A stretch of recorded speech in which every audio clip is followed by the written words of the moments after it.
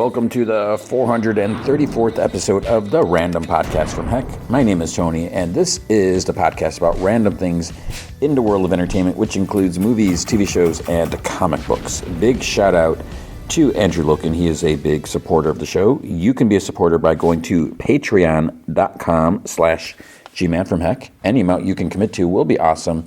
If you commit at the Rick Jones tier or higher, you get access to the Secret Podcast from Heck, which is an additional 30 minutes of podcast entertainment every single week.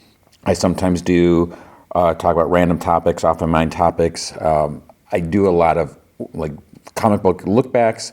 Been doing Marvel's What If, the classic, the original volume from the 80s, just because it's like a mix of characters, and I just find them really interesting, especially last week's with cat people. That wasn't a full thing. Anyways, yeah, I'm not sure what I'm going to talk about this week. It's a crazy week. It's a crazy time of year. But if you can't commit to, there will be something, hopefully. If you can't commit to monthly commitment, you can also help out by going to coffee.com/gmanfromheck. You can buy me a virtual cup of coffee or 3. That's ko-fi.com/gmanfromheck. So there's going to be some last minute changes. So as I mentioned, it's a crazy time of year. Obviously, it's a holiday season. I had my last week of school it's technically the last week of the semester, and so dealing with all that. And on top of being the last week of the semester, I also tutored 3 former students. They're high school students now, since I teach middle school, and they had their math finals, and that took up a big chunk of my time.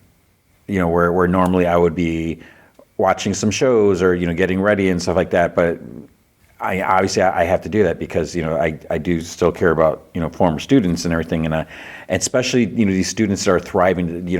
That's the great thing, is just seeing these kids grow and seeing like just all the potential they have.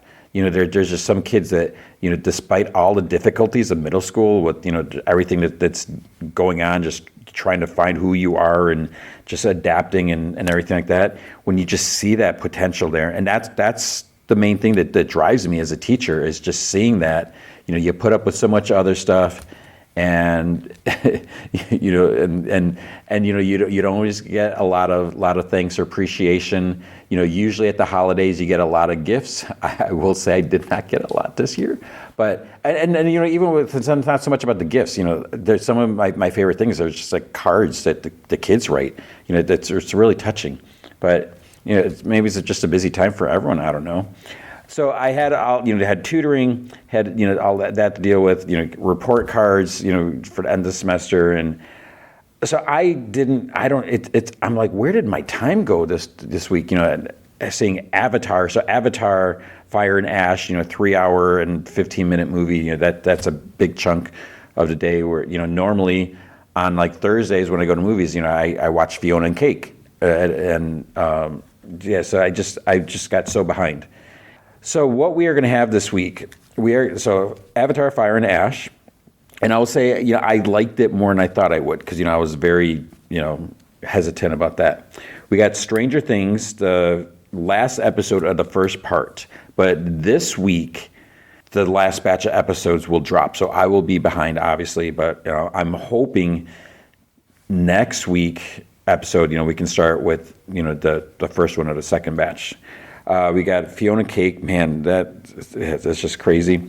The season finale of It, Welcome to Derry. That was something. We got another Pluribus episode, which I'm loving that show. And unfortunately, I said there was going to be Fallout. Fallout season 2 has dropped. I didn't get it. As I record this, I still haven't had a chance to watch it. I'm so thankful. Thank you, Amazon. Thank you, Prime Video, whoever, for dropping the episodes one at a time. Instead of the first season, they dropped all 8 episodes or whatever at once. And I covered the first episode, but then I was just like, I don't have time to watch this. It was like a bad time. And then it's that feeling for me. And again, I don't know if it's just silly, but I look at it as, okay, if there's 8 episodes, and if I'm only able to do like 1 episode per week, I'm going to, when I get to episode 8, 7 or 8, I'm talking about a show I'm talking about an episode that's been out for like 2 months. And if you are a diehard Fallout fan or whatever, you probably already watched it. Do you really want to hear about it 8 months later? Because if you haven't watched it, then it might be a question of, well, maybe you don't really care to hear it, because if you really cared about the show, you would have watched it, unless you're just like a casual fan. Or I don't know how I don't know how people feel about the whole binging thing, because I just don't have time for that, because doing all this other stuff. And I know some people love it, some people not so much. So it's just a weird thing. Oh, the other thing I didn't mention, there's a Taylor Swift end of an era documentary. I did watch the first 2 episodes last weekend, and I thought it was really good. The second episode was I felt a little actually they were both, because they covered a lot of stuff. They talk about like the potential like terrorist attack in Vienna.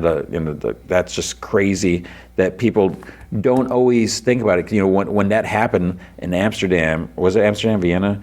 But a lot of people were like, oh, Taylor hasn't even said anything about it. She canceled the show, and she wasn't allowed to talk about it. And plus the fact that it's hard for her. She's talking about like there is this like child theme. It wasn't affiliated with her, but there was like a Taylor Swift like skate party or something like that. And someone attacked it, with a knife, and the kids were hurt. And she was just like in fighting to tears when she's just talking about it. And the idea of her fans going to something and getting harmed, that would be like the worst thing. Even though it's not her fault. She doesn't want that. She wants all her fans to be happy and safe. And so it's always so weird. So I guess we'll just do this little Taylor Swift tangent thing, since I'm not doing like a full coverage. But there's just a lot of people that just, I don't even know if it's a lot, if it's just a vocal minority or whatever. There's a lot of people that just seem like really despise Taylor Swift when she does all these wonderful things. Like one of the things you see in the documentary is bonus day. You've probably heard about it. She pays her dancers, or everyone that's involved with the tour, they all get these humongous bonuses, and she's like, it makes sense. If they're paid well, if they're happy, then they're going to do a better job, and then it's going to make the show even better. So it makes perfect sense. And she's looking at it, these people are away from their family for all this time, so she wants to make sure it's worth it. And she's she is very generous, and a lot of people are like, oh, she's a billionaire, this and that, whatever. And I don't know how I always feel whenever people talk about like, why do we have billionaires? And I kind of look at it as, it's not like they're out robbing people, and I am not trying to defend billionaires and the whole mentality. But people are like someone shouldn't be a billionaire. But the thing is, somehow they are. What did they do to they created something, a business or whatever, and they've earned that money. They've had either the luck or the knowledge or something.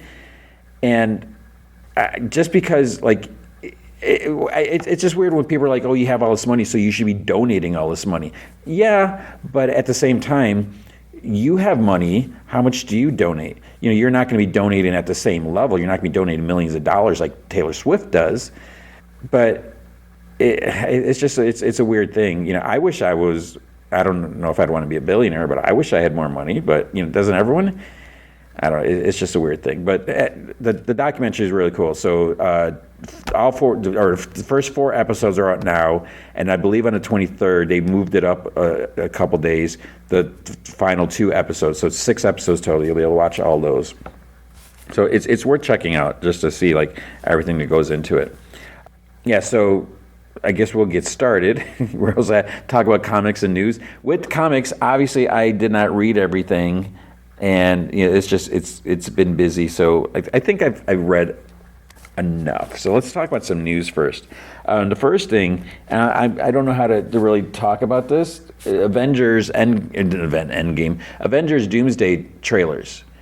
So I think I mentioned last week. I don't know if I mentioned last week, but there's going to be 4 different teaser trailers, and the only way you can see them is by going to see Avatar, which is kind of crappy, I think. You're telling someone, if you want to see these trailers, you have to see Avatar 4 times. And that's a lot, because it's a long movie and everything, and plus paying that. And supposedly, I think they said that they're going to like file copyright strikes if you leak out footage, and or the trailers and all that. But then, so with this being the first week of Avatar, I heard some rumblings that there's 2 teasers that dropped, but I thought it was supposed to be one every week. So I don't know. And I don't know if it's a spoiler of what the teasers are.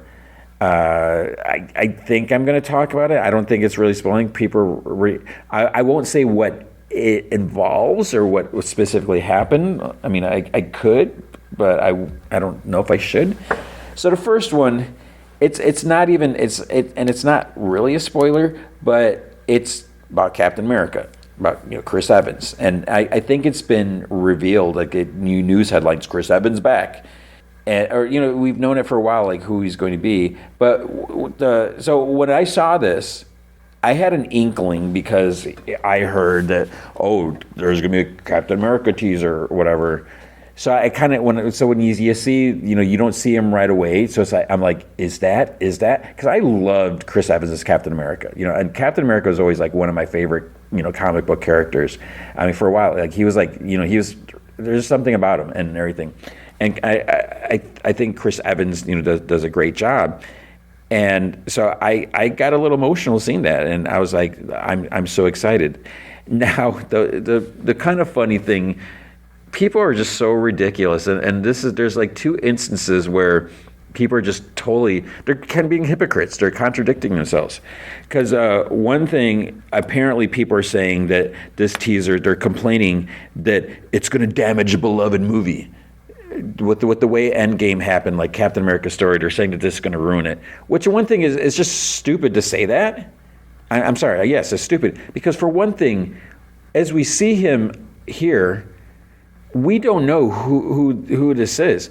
Is this MCU Captain America who is going to retire and live his life with Peggy or whatever? Which again, how does that even work? And I almost said something else, which I won't.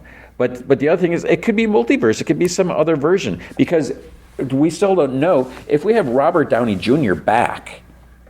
How is that Tony Stark? It's not Tony Stark. Is it Tony Stark, or is it Victor Von Doom? Is it Tony Stark just being Doctor Doom? Which that's such a weird choice. Why would you take that name if your last name is not Von Doom? And it could just be a multiverse version of Steve Rogers. So it doesn't necessarily. We don't know anything. And people are just like complaining right away. Other people are saying like, this is insulting to Anthony Mackie because he's Captain America. Now they're trying to take it away from him, and it's like, are you not like even familiar with comic books today, where Steve Rogers and Sam Wilson are both Captain America in comics? I mean, there was a Captain America comic that was Sam Wilson. And is that insulting to Steve Rogers because Steve Rogers is still around in the comics? So you can have, and just like we have, Spider-Man and Miles Morales, they are both called Spider-Man. We have Logan and Laura Kinney, they are both called Wolverine. So just because we have Captain America doesn't mean we can't have Sam Wilson as Captain America. They're both Captain America. I don't like when they do that, but that's just how it is. So it's just silly that people are complaining about that. Because the other thing, as I mentioned, what about Robert Downey Jr. back? People are so excited. People were going crazy with the announcement at Comic-Con that he's back. How come no one's complaining like, that ruins his sacrifice in Endgame? And is it maybe it's because we're assuming it's multiverse? Okay, I don't know. It's just kind of ridiculous. Rumor, report, whatever. I think I'm done talking about that. What I was going to say. The second, I don't know if this is true or not, but then they're saying that the second teaser trailer is going to be with Thor. Okay, that I'm down with that. But it makes me wonder. I guess because of what they're doing is they're probably looking at the core members, because you have Iron Man, maybe sort of. You got Captain America. You got Thor. So then who's the third one about? I think the third one's supposed to be Doctor Doom or Tony Stark, whatever we were calling him. And then I think the original rumor was the fourth one was going to be like an actual teaser, because the first one was short, It's like, I don't even know how long, 20, 30 seconds, if that. It seems short. But then there was, the word was like, oh, we're going to have like an actual legit teaser trailer. But then some people are saying, no, it's not. But it's then like, who is it about? Or I don't know. So no idea. Maybe it'll be Deadpool teaser. I know some people would love that, right? So there's a rumor that after all the Secret Wars, Dooms, whatever, that Hugh Jackman is going to do like another solo Wolverine movie. And I mean, I could kind of see it, maybe. Is he going to want to do it? Because, he's talked about when he does these movies, he has to, go hardcore into the training. And he's not getting any younger. And, I'm sure it's great to be in such fit shape, but it's also exhausting. And I don't know, we'll see. The reason for this is apparently there is like a Wolverine trademark at, I don't know what this is, USPTO website. I don't know what that is. But just because if they're trademarking like a Wolverine domain or movie or something, doesn't mean it's Logan. It could be Laura Kinney. What was her name? I would love, for what's her name, I would love to see, Laura. I want to call her X-23, but I know she doesn't like that. The character doesn't like that. But I would love to see her. She was great, and it was great, so great seeing her again in, Wolverine versus Deadpool. Is that what it was called? Wolverine and Deadpool? I don't even remember now. So who knows? With Supergirl, there's a report that Seth Rogen may have a voice cameo, but we don't know as who. Apparently, some people were saying that he was going to voice Crypto. Does that mean like he is? Are they? I can't even talk. I'm so confused. Are people saying that either Crypto is going to be talking, which no, I don't think so, or is he just going to be like barking? Like Seth Rogen, go in the booth. Can you bark and growl? Okay, now do this. I don't even know. So who knows? Rumors. Star Wars Starfighter has wrapped filming, so now they move on to post-production. So they're excited about that. That's cool. Jessica Jones, there was a Jessica Jones Daredevil like photo that was released. So that's, I don't know. I mean, I'm really excited for Jessica Jones again. I don't know. I really like Kristen Ritter, and the Jessica Jones, show. I haven't watched it since they first came out. And sometimes, they're a little hard because, she was in such a bad place.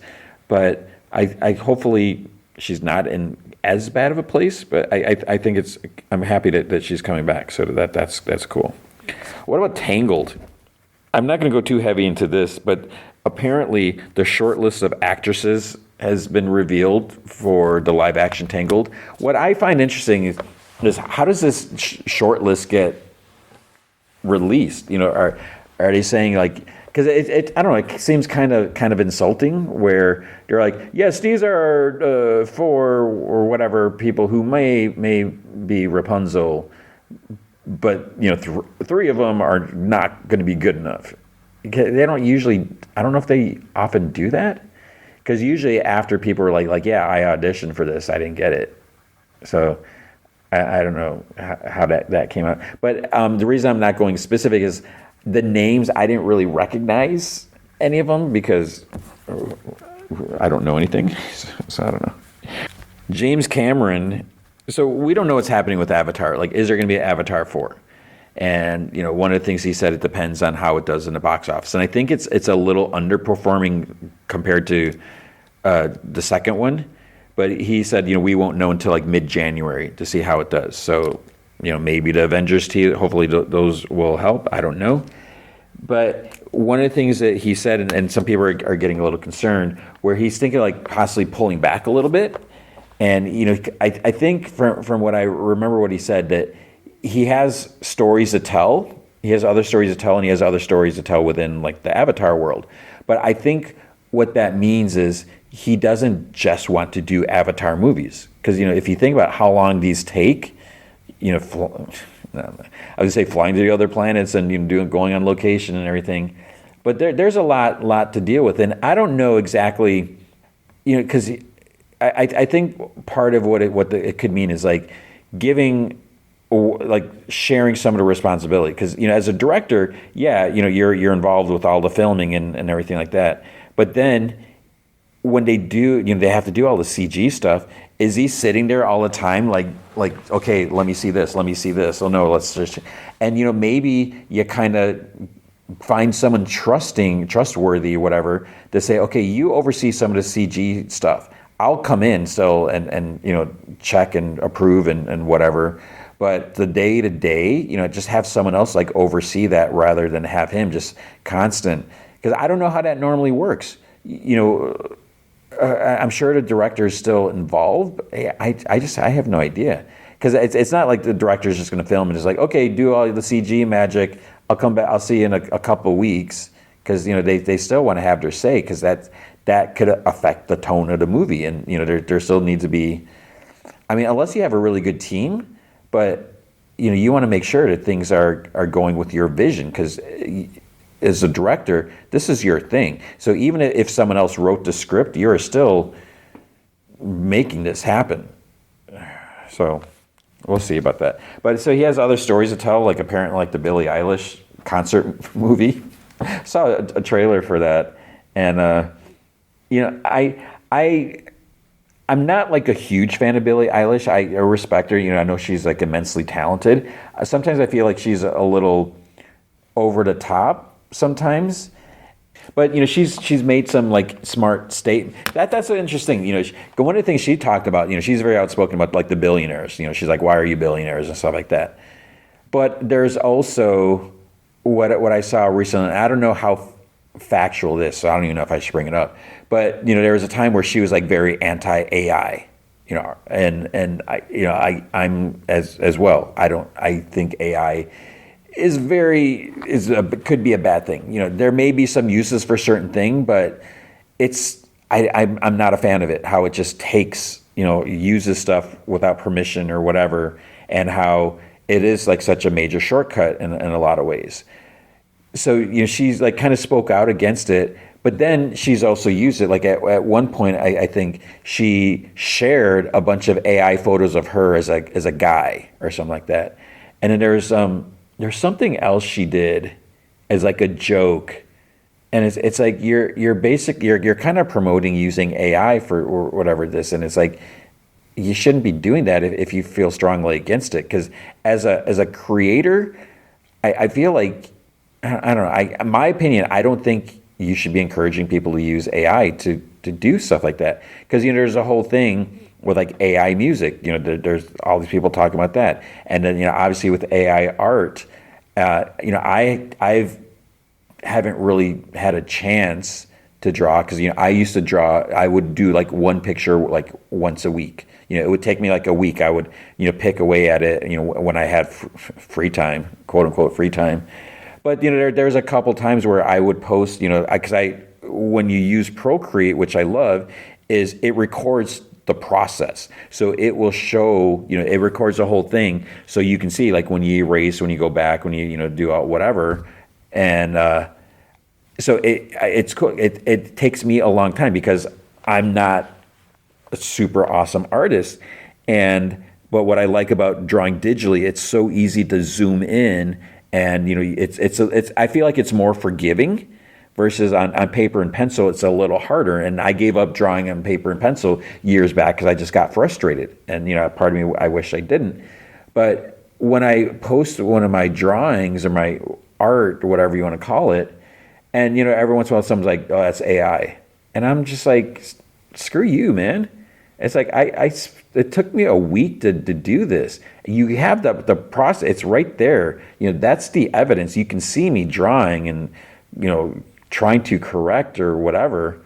So I find that insulting. And that the fact is that you can use AI to make a shortcut. So what's taken me a week, you could probably do it like within a couple minutes. I don't even know, a few minutes, 5 minutes, 2 minutes, 1 minute, and so. Yeah, I don't know. I think it's a dangerous thing, because then if people are going to rely on AI for art, and I'm assuming things are only going to get better, because there's so many mistakes and faults and inaccuracies if you try using AI art, and usually you can tell But I feel like when I'm seeing how AI, there's these videos that have been going around. I've seen like 3 of them now, and I think they're cringe. They're very cringy. Where you have someone like walking, all these famous people are in the same room. They're going up to like all these whatever actor, celebrity people and taking like a selfie with them, going up to the next one, going up to the next one, and it's scary because it does kind of look like them, and so where is this coming to, and I don't know, what are you doing? Yeah, so I don't even want to talk about so the whole AI. So anyways, we have this Billie Eilish movie. And I did watch her documentary on Apple like a few years back, and that was really good. You get to learn a lot about her and the process. And so to have a concert movie is like, this is gonna be like stuff that no one's ever seen. And what kind of bothered me about the trailer. So here's the thing. I was gonna mention this later. When I went to see Avatar 3, I bought my ticket online, go to the kiosk, print out my ticket, go in the theater, and then waiting for the movie. The movie starts, Super Mario Galaxy, and I'm like, wait, this is in 3D. I'm like, I was actually like, awesome. I'm seeing Avatar 3 in 3D because I feel like with the Avatar movies, especially, I mean, the graphics look great. The 3D, I'm probably gonna say this again later, but the 3D really helps. So I was like, cool. I didn't think it just wasn't an option. I didn't even know if they were gonna have any 3D showings. So I saw it at the Billie Eilish trailer in 3D, and there are some times where like the camera's panning around, and it almost, because it was so quick and I wasn't paying super duper close attention, it felt like at some moments as the camera's panning that you're like behind some people in the audience or whatever, because there's like a lot of like heads in front of you, but you can't see who it is. You almost just see like the silhouette of a person because it's dark, the light is on the stage and that. But to me, it felt like those were fake people that you're going behind. So it's like, are you creating digital audience people to make it look like 3D? So it looks like you're here, there's someone in front of you, and then the stage is back there. So you got these different layers. It's like, that's kind of cheesy. But if you're a Billie Eilish fan, I mean, it's gonna be cool. I would, if there's a band that I really like, I would love to see like a 3D. Do we need a 3D concert for one? I don't know. It's weird, but that's James Cameron is doing a 3D Billie Eilish concert for some reason. Welcome to Derry. So what's his name? Chris Chalk, who plays Dick Halloran. I think he is amazing in this show. And when I first saw, I saw like one little, like, there was like some interview, I don't know what it was, and he was talking. I was like, that's Dick Halloran? I was like, I don't know. They mentioned that, he was a little rougher, not as good as, what we would know, or as noble, whatever you want to call it. And I was like, wow. But after watching the show, I as I've been saying, I would love for there to be a Dick Halloran spinoff. And apparently he's pitched the idea too. And it makes sense because, there's so much time between this movie and, when The Shining is supposed to take place. So let's make that happen. I would love to see something. Another rumor is Wonder Man, and I don't know if this is a rumor or not, or just I'm trying to remember. Here's the other hypocritical thing with Marvel fans or whoever, people reporting on this. So the word is that when Wonder Man comes out on January 27th, that they're going to drop all 8 episodes. And like one report I saw, someone's like, this is the first time Disney Plus is doing this, dropping an 8 episode series all at once. And I'm thinking, it's like, well, maybe it wasn't because it was a Hulu show, right? But Echo, all episodes dropped at once. And was that 5 episodes? I don't even remember. But what's funny about this is someone commenting about or reporting on this rumor. They're like, oh, that shows that they're confident that they want it all out there, people to binge it or whatever. What I find ridiculous, whatever, hypocritical, is when Echo was announced that all episodes are dropping, people are like, oh, it's so bad, they just want to get it out there and just be done with it. and so people forget about it. So it's like, which is it? You drop all episodes because it's so good that people are going to be talking about it, or you drop all episodes because it's like, well, we need to put this out there and just let's walk away, not look back. It's there. Okay, move on. So I don't know. And I will say it again. I've said it so many times. I do not understand the need to drop all episodes at once. And people complain, like with Stranger Things, people or whatever, Wednesday season 2, people are like, oh, why did they do this? Why can't they drop them all at once? And part of it is like, well, maybe they're not all ready. Like maybe they're still doing post-production and stuff like that. But maybe rather than make you wait longer, it's like, okay, here's the first chunk. Here's the next chunk. So at least you can watch it and not have to wait 6 months more or 4 weeks, a month or whatever to get something. So my thing is, like, okay, so we talk about Fallout. Fallout season 1, Amazon dropped all the episodes at once. I didn't like that because I don't have time to. I didn't even watch the show until like a few weeks ago, a month ago or whatever. I watched them because I bought the 4K disc, even though they're all on Amazon streaming.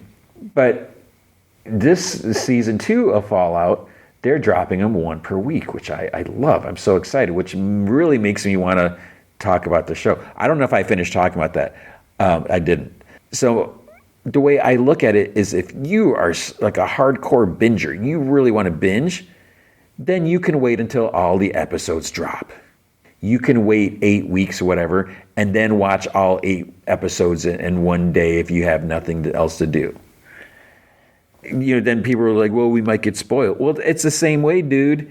If I can only watch one a week, I'm going to get spoiled because I don't have time to sit there for 8 hours. So I don't know. I don't understand the need. I still say that if you drop all of them at once, I feel like people don't talk about it, continuously, because these last few weeks I haven't really seen that much Stranger Things content. But when that first came out, there's like Stranger Things this, Vecna this is this, 11, blah blah blah, like so much. It's like every little thing. Versus like now, no one's really talking about it because again, the hardcore Stranger Things fan have watched them all already. And then now, they're waiting for the next batch. Versus if you do it a one per week, have those cliffhangers, happy like, holy crap, what's going to happen next? Let them talk, get word of mouth. And then someone miss it. Wait, what are you talking about? Oh, that sounds cool. Maybe I better watch it. Versus if people have watched all of it, they may talk about it, a couple days, and then they're going to move on to the next thing. So that's just my thoughts, which I've said numerous times. So we'll have to see about Wonder Man. Yeah, I don't know. Oh, so going back to Fallout, I don't think I said it. So yeah, I'm not covering Fallout this week. What I am going to try to do, I should have said this earlier, is I'm going to try to, I don't even know if I should promise this. I'm going to try to do I may have to do it the following week. My goal, hopefully, is to watch 2 episodes of Fallout like this week for next week's episode. Because since I am on break, but I have a friggin' dentist appointment. I'm going to see The Housemaid for next week's episode. This week I have a dentist appointment because my dentist is like, hey, it's almost the end of the year. Your benefits are about to run out. You don't want to lose them, because it's calendar year. So hey, you want to get like the couple fillings replaced that you got when you were a kid. So I got that, and then the holiday stuff going around the families, and so yeah. But we'll see. So I'll just say this at the end. But my plan, I would love to be able to watch 2 episodes of Fallout this week for episode. What are we on? 435, and then just go back. But what I may have to do is just be a week behind. And then maybe like the next week while I'm still on vacation, but I still have like some school stuff to do, then maybe I can like maybe I do like one episode and I'll do 2 episodes and then back to 1 per week. We'll see. I don't know. The last bit of news, which is ridiculous. is another rumor. So I don't remember who I saw this on Facebook. I don't think it was IGN. No, IGN posted about Anthony Mackie, and I don't even think I'm following IGN on Facebook. But all this stuff gets recommended. There's a rumor that the Batman 2, Scarlett Johansson, she's supposed to be in this, right? People were like, they're gonna do a. I can't even say it without laughing. They're gonna do. I'm trying to do my serious voice. They're gonna do a gender bent Two-Face. Scarlett Johansson is what would her name be? Harvina Dent. Okay, so you are gonna take one of Hollywood's most beautiful actresses. Yeah. I'm trying to think, like, how can I word that so it's not as clunky? You're going to take one of the prettiest, and it's not a competition. And I'm not going to say she's a number one, number two, number whatever. She's a beautiful woman, and you're going to scar up half her face. And on the one hand, I'd be like, well, maybe they might do that because it's gonna make some people mad. One, because they're gender bending, and it's like I agree to some extent. It's like, why do you have to do that when there are plenty of male characters, there's plenty of female characters? So why do you have to take a character, or if you want to do something, make a new character instead of whatever. But so some people will be upset about that from the comic source material aspect. But then other people would probably be upset because it's like, what are you doing? Why are you doing this? But I guess it's kind of similar where you're going to say, oh, this is a character who wears a mask out the whole time and you're never going to see the face. I don't know. But so part of me is like, maybe they would do it. Maybe they're going to try to be bold and do something different. Or maybe, I don't know. We'll see. But we will see what else will happen. There won't be any gender bending in the rest of this episode, but that is going to be the news for the week. With comic books, that news segment was longer than I thought. The news segment, to make up for it, in case you're busy this week, comic segment's probably going to be shorter, maybe. Yes, I didn't read everything. Like even Image, I didn't read an Image. Image didn't have a lot this week. I don't think that I would have normally read. There was Exquisite Corpses number 8, and as I keep saying, I love that series, but I didn't even get a chance to read that. There was Youngblood number 2. I don't think I didn't read Youngblood number 1. I don't even remember, because I thought, like, I know Rob Liefeld he sold it like through his online store or whatever, and he did like a signing and released that. I don't remember, because now I think it's being released through Image and not just through Rob Liefeld.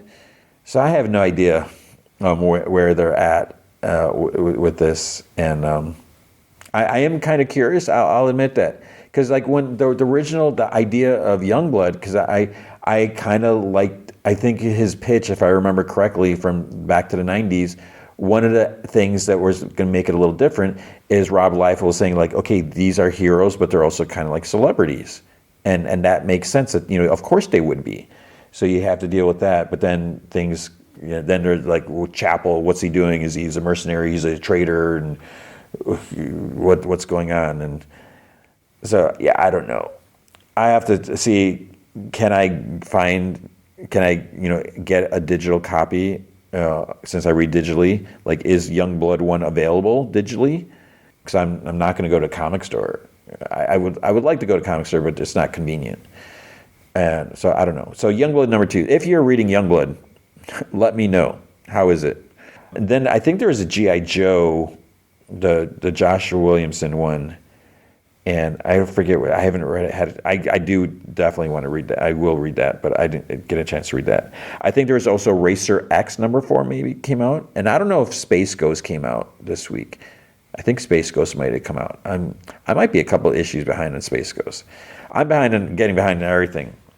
So there's those. And I don't think there's anything else at Dynamite that I would normally read. I'm going to guess there's probably a Thundercats maybe. I don't think Blue Falcon came. Man, I hope not, because I feel bad when I get behind. At Marvel, Let's see, what did I read at Marvel? There was Alien versus Captain America, number 2. And I find this interesting. I'm digging this. So this is, Frank Thierry is writing this. And basically it's like Red Skull and Baron Strucker or whoever, they're trying to, they basically unleashed aliens because they wanted some weapon because they're evil, and it didn't quite go according to plan. So Captain America, I don't know if he originally, I don't remember if he teamed up with, or he met him and Bucky, ran into Nick Fury and, the Howling Commandos, but they're working together. It's also, what's I find interesting about this is like the aliens stuff is like kind of connected to the Inhumans. There's like a tomb, whatever, and maybe there's like some alien eggs that were there, and then Red Skull or Baron I forget who it was, opened it up and set them free. How long does an alien egg can it sit in incubation or whatever? I don't know. And so basically here we get some Captain American Howling Commandos fighting aliens, and it doesn't go too well for a few people. So it's probably what you want. And the question that I would put out there, okay, alien acid blood. I always wonder, say it's not the drool, right? The drool is not acidic; it's the blood that's acidic, right? So alien acid blood versus Captain America's shield. So you'll have to read this issue to find out. There is Amazing Spider-Man Torn issue 3.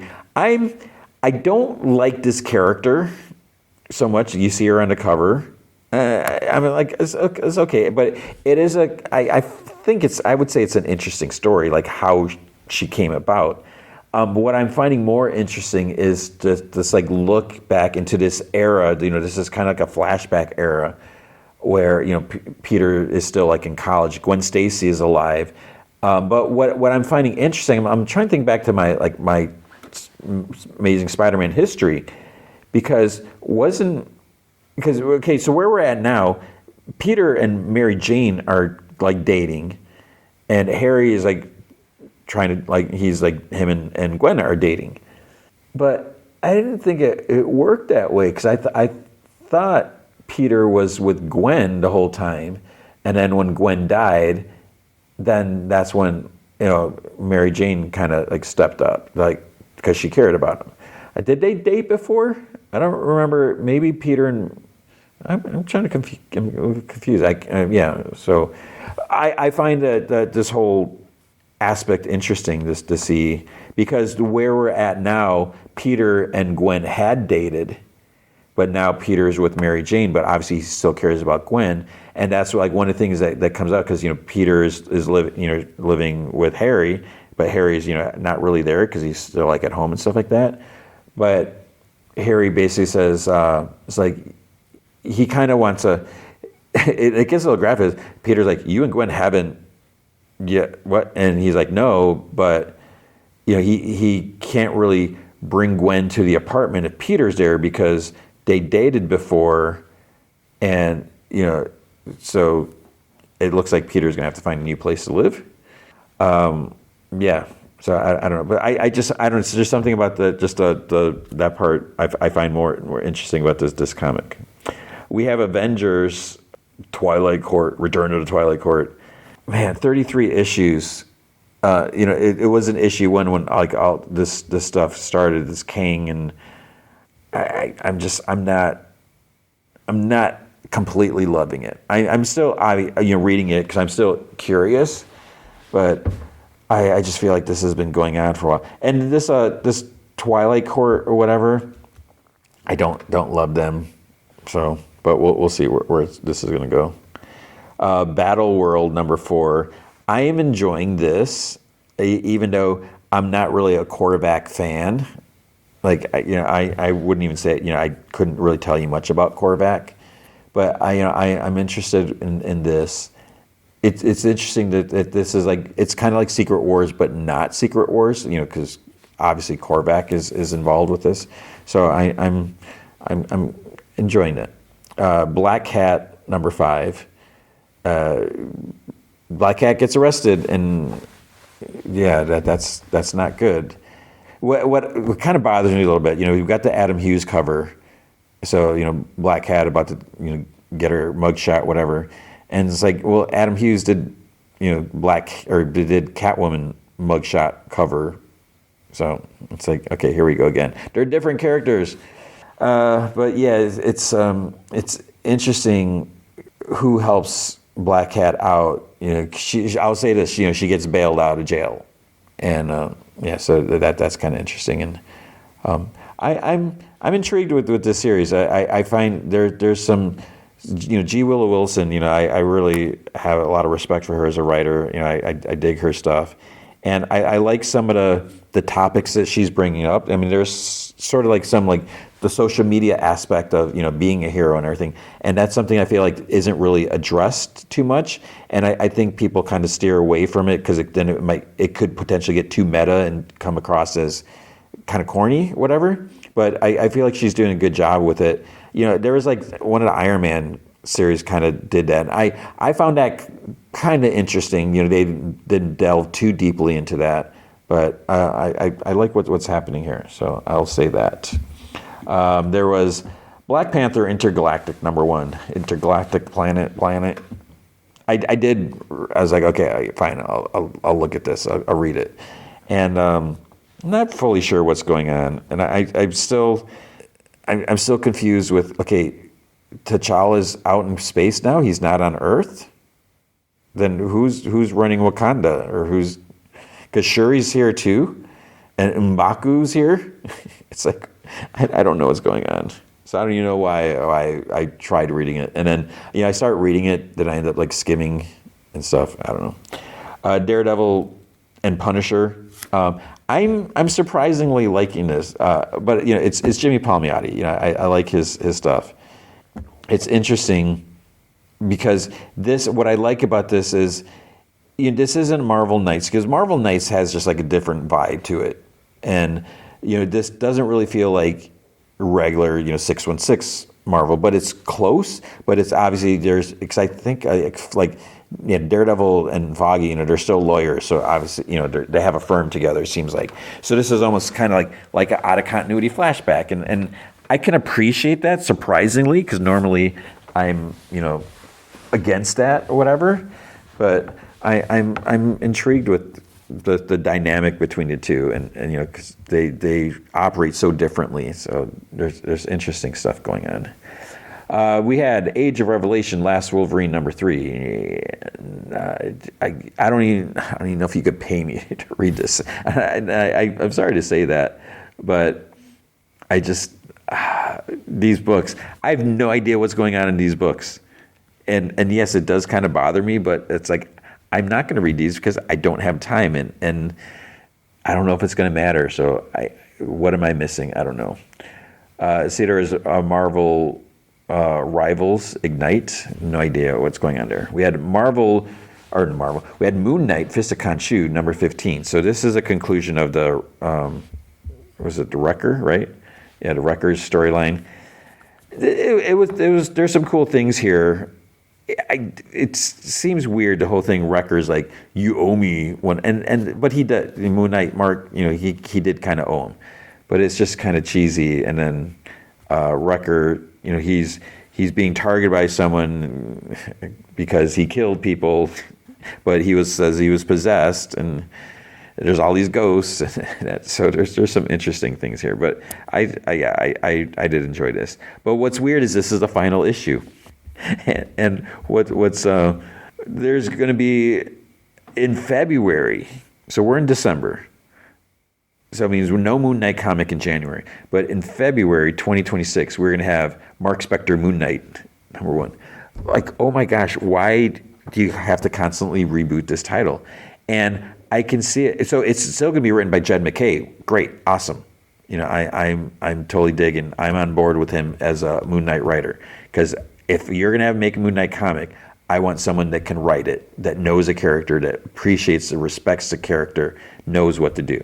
And I feel like Jed McKay has been doing a really, really good job with this. So it's crazy, here we're 15 issues in, and what was the last Moon Knight? I don't even remember the title, how many issues that was, but they keep. Is this the third Jed MacKay Moon Knight volume? But thank goodness they still have the legacy numbering. So I appreciate them. So Marvel, whatever, rename, relaunch, whatever. Just keep that legacy number on there and do what you need to do.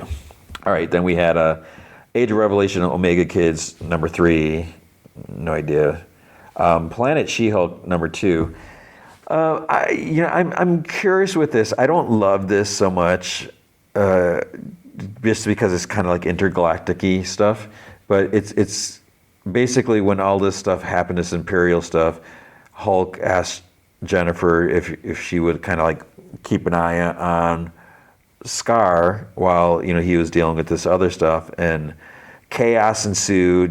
People, the murders and people trying to be who's going to be king and whatever, and she's kind of getting involved, which I kind of like that. And yeah, so it's interesting because it's She-Hulk in a different environment. And while normally she's like, I'm going to go to court and deal with this. So I like the idea of kind of getting like sort of not, I was going to say like savage She-Hulk. She's not really being savage, but she kind of is being savage. She's still, I think, thank you.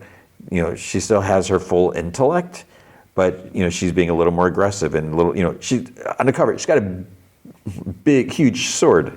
So yeah, we got that. Age of Revelation, Radioactive Spider-Man was, I'm assuming this is number 3, right? Where's the number? Yeah, not reading that. I wonder if this is if Aunt May died. I saw like had like Aunt May dies or Aunt May was killed off or whatever. I'm assuming it's going to be in there, which is stupid for someone to post that. That's like just clickbait. Whatever. There is Age of Revelation, Rogue Storm, number 3. Ugh. Strange Tales, number 3. Oh, so that's Shuri, right? Shuri versus Hulk. I don't know. That I like the style of the cover, but also the style of the cover kind of throws me off a little bit. So who did this cover? Bailey Underwood and Jim Campbell. Yeah. Oh, Chrissy Zulu did the variant. I don't know what the variant is. I'm sure I saw it. But yeah, so I have no idea what's going on there. I did not read that. Then we have Star Wars Jedi Knights, number 10. The Mortal Thor, number 5. So here we go. So I've been enjoying this Sigurd Jansen, whatever. It's like, what is this deal? Because it's, Thor is dead, apparently. I missed that. And this guy, he's not Thor, or is he? He's got a little hammer, but he's not Thor. And someone's been kind of helping him, so we find out who that was. And you can see on the cover there's someone else that's coming into the mix, and I don't think it's like a spoiler or anything, but we're gonna have Don Blake. And I actually kind of forgot about Don Blake like coming back and being evil. And I hate the fact that there's evil Don Blake and that he like has like powers or something like that. I don't remember the whole, I'm trying to block it, but he ended up getting locked away. I don't think he went to like hella, whatever, purgatory, I don't know. But yeah, so we'll see where this is going to go. Then we have X-Men Age of Revelation, X-Men Book of Revelation, number 3. I feel like if anything, these are the ones that you should be reading because I think this is like the main book. But and then I think on the cover that's Doug Ramsey. Doesn't even look like him. What's his name again? I don't even remember what. That's not Revolution. I don't even. Is it Revelation? I don't even care. That's it. That's it for Marvel. Now with DC, guess what? I didn't read a whole lot. We have Absolute Flash, and I feel bad that I'm not reading these. One thing I talked to, so that's another thing at school. We had a field trip. A bunch of schools got together like in the area and had like this dance thing, whatever, which is kind of cool. So like all of these middle school kids can, some of them knew each other, whatever. So then I was talking to the mother of two students, I taught both her kids, but I also worked with her husband when I was at the high school. So, I know her. And she was saying how she's like, you gotta talk to my son because he wants to talk comics. She's and he talks to her, and she's like, I don't know anything about the comics, and she knows about the characters and that. But apparently he's like really into the absolute books. I'm like, ooh. I was like, I'm kind of not super into the absolute books that much. I don't love them, and that's fine for those that do. Like my one buddy who I talked to, he's into most of them. I don't know if he's reading Martian Manhunter. I really like the idea of Martian Manhunter. I would love to be able to read that, and maybe like I should get like the trades and just try to get caught up with that because it seems like so different and bizarre, and I'm really curious what the deal was, because like that whole main, I think in the beginning, it's like, is that John Jones or is it someone else? It's like, why it's absolute, so like anything goes. They're calling it Martian. Is he a Martian or I don't know? And I have no. I'm assuming he is, but no guarantees. But I'm just not super digging it, and I'm really bummed that I'm not reading Absolute Flash because it's Jeff Lemire, and I really like his writing, but it was just for me. I've complained about my access to DC before, and I'm not gonna whatever. That's a boohoo Tony problem, but because DC is choosing not to give me early access. And I haven't I could have pursued it, tried to talk to someone else who's overseeing whatever stuff, because a person I dealt with kind of moved to a different department type of thing, and this is way too much information. Basically, the powers of, and I don't know if this was a Warner Brothers Discovery higher up thing. They're like, who's this guy? Who's this guy with top podcast talking to himself? So whatever.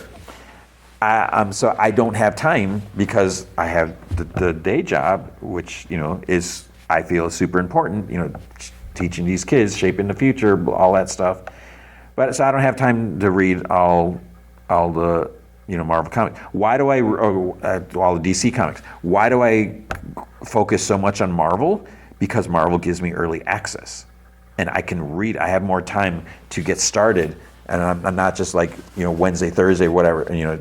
So, but with Absolute Flash, I wasn't super crazy about some of the decisions made, and who knows where there could be huge payoffs for that, for all I know.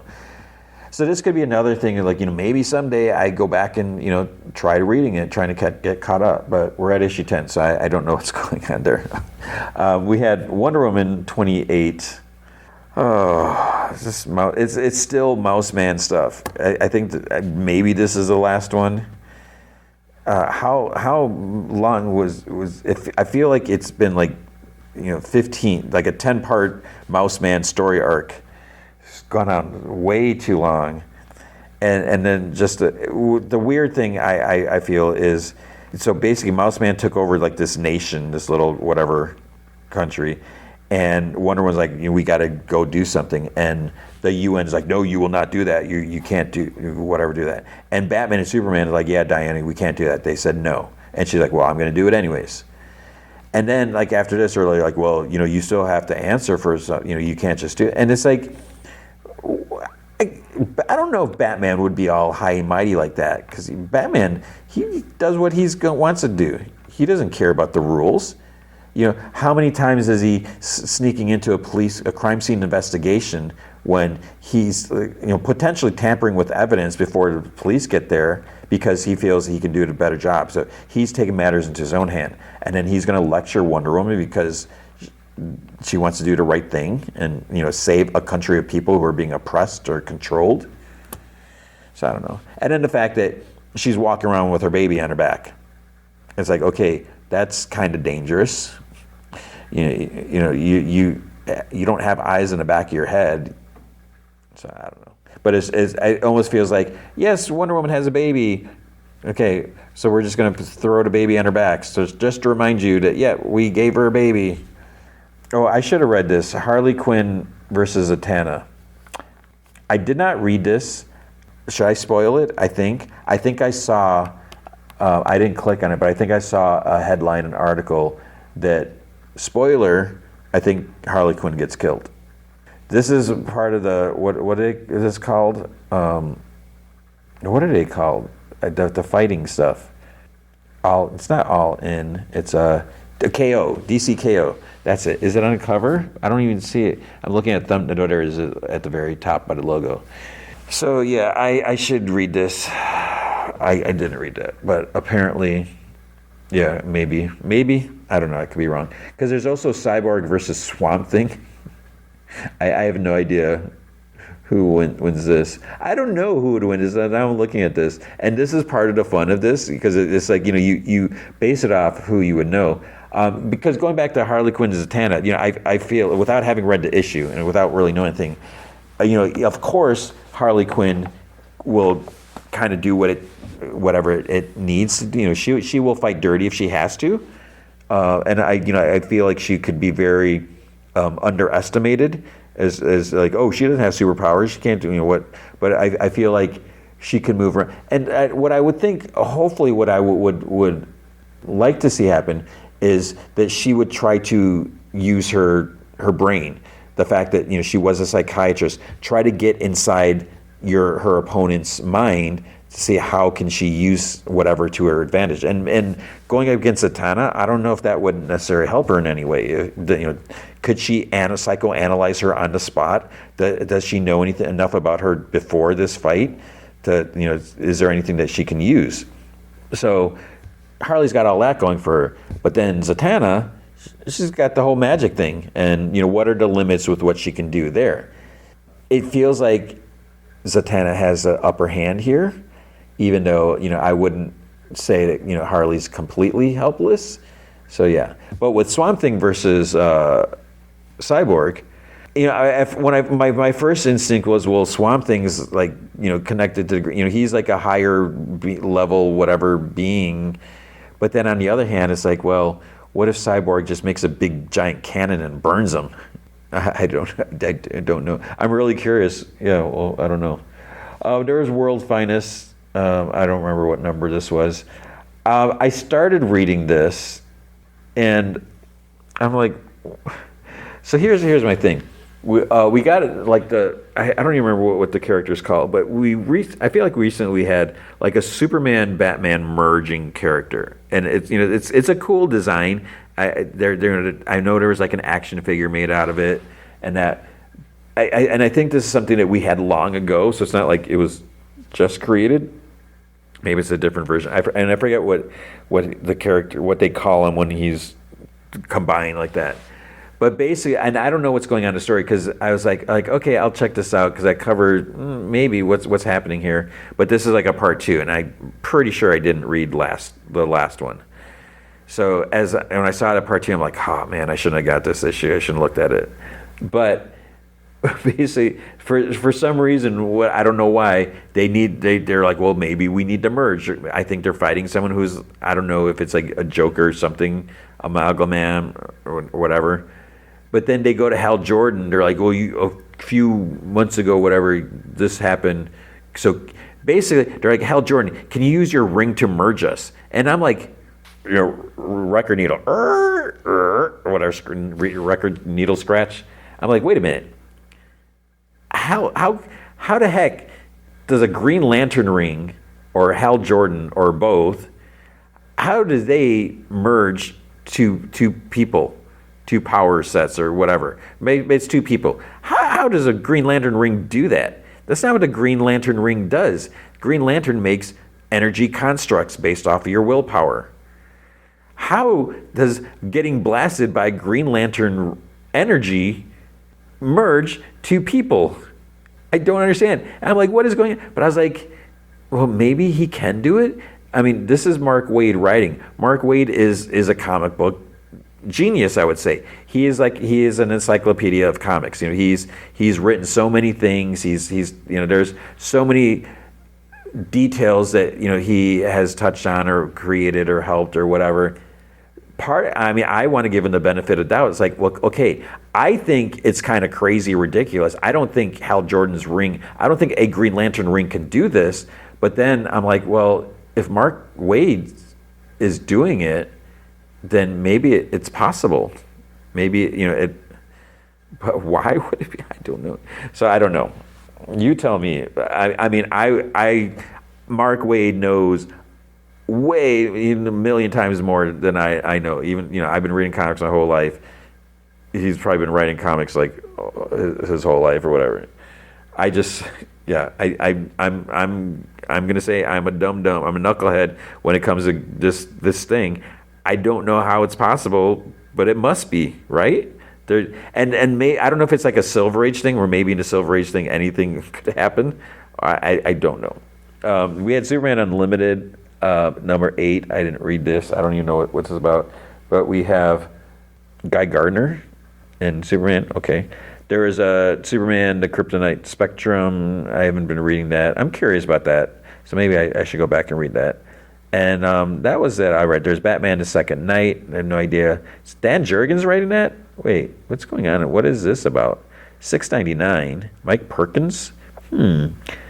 Second Night. That's not a reprint of the one series, is it? I don't know. And then we got Catwoman 82. Holy crap. That is it. That's all I read and didn't read. That's comic books for the week. All right, Pluribus, Season 1, Episode 7, The Gap. So Carol's driving back from Vegas. She stops to get gas. She goes in. She picks up the phone. She gets a message, whatever. Then she's like, I need pump number 1 turned on. So this is kind of annoying because she has to listen to this message every single time. Then the lights inside turn on. So she calls again. And then this time she's like, I want a Gatorade, the red one, fruit punch, I think. And she's like, I want it, she said she wants it ice cold. So she goes, took some things, put some stuff in her trunk, like fireworks. Then a drone comes and delivers one red Gatorade, flies away. So she goes inside, picks up the phone. She's scratching like lottery tickets as she's waiting. And then for the recording to end. Then she's like, I didn't say tepid. I didn't say lukewarm. I didn't even say just cold. I said ice cold. Do better next time. And it's kind of annoying. I don't know how I feel about it. It's like, okay, it's not her fault that they decided to take over humanity or whatever and do this thing, but she kind of drove everyone away, and it just feels like she's being very demanding. It's just like or it should be, you did this to yourself. You freaked everyone out, and so figure it out on your own. Because what would she do if she had nothing? But she continues driving, and she starts singing like "End of the World as We Know It" by REM. Then it goes, it's day 12, 20 hours, 42 minutes, and 53 seconds. Okay, so day 12 of this. She lights some fireworks. She hums the Stars and Stripes or whatever, and then she hears wolves howl, and then she howls back. There's more howls from the wolves, and then she howls really super loud, whatever. Next day, she goes golfing. She's driving in a golf cart. She drives past a buffalo just sitting on a golf course. Then the squad car won't start.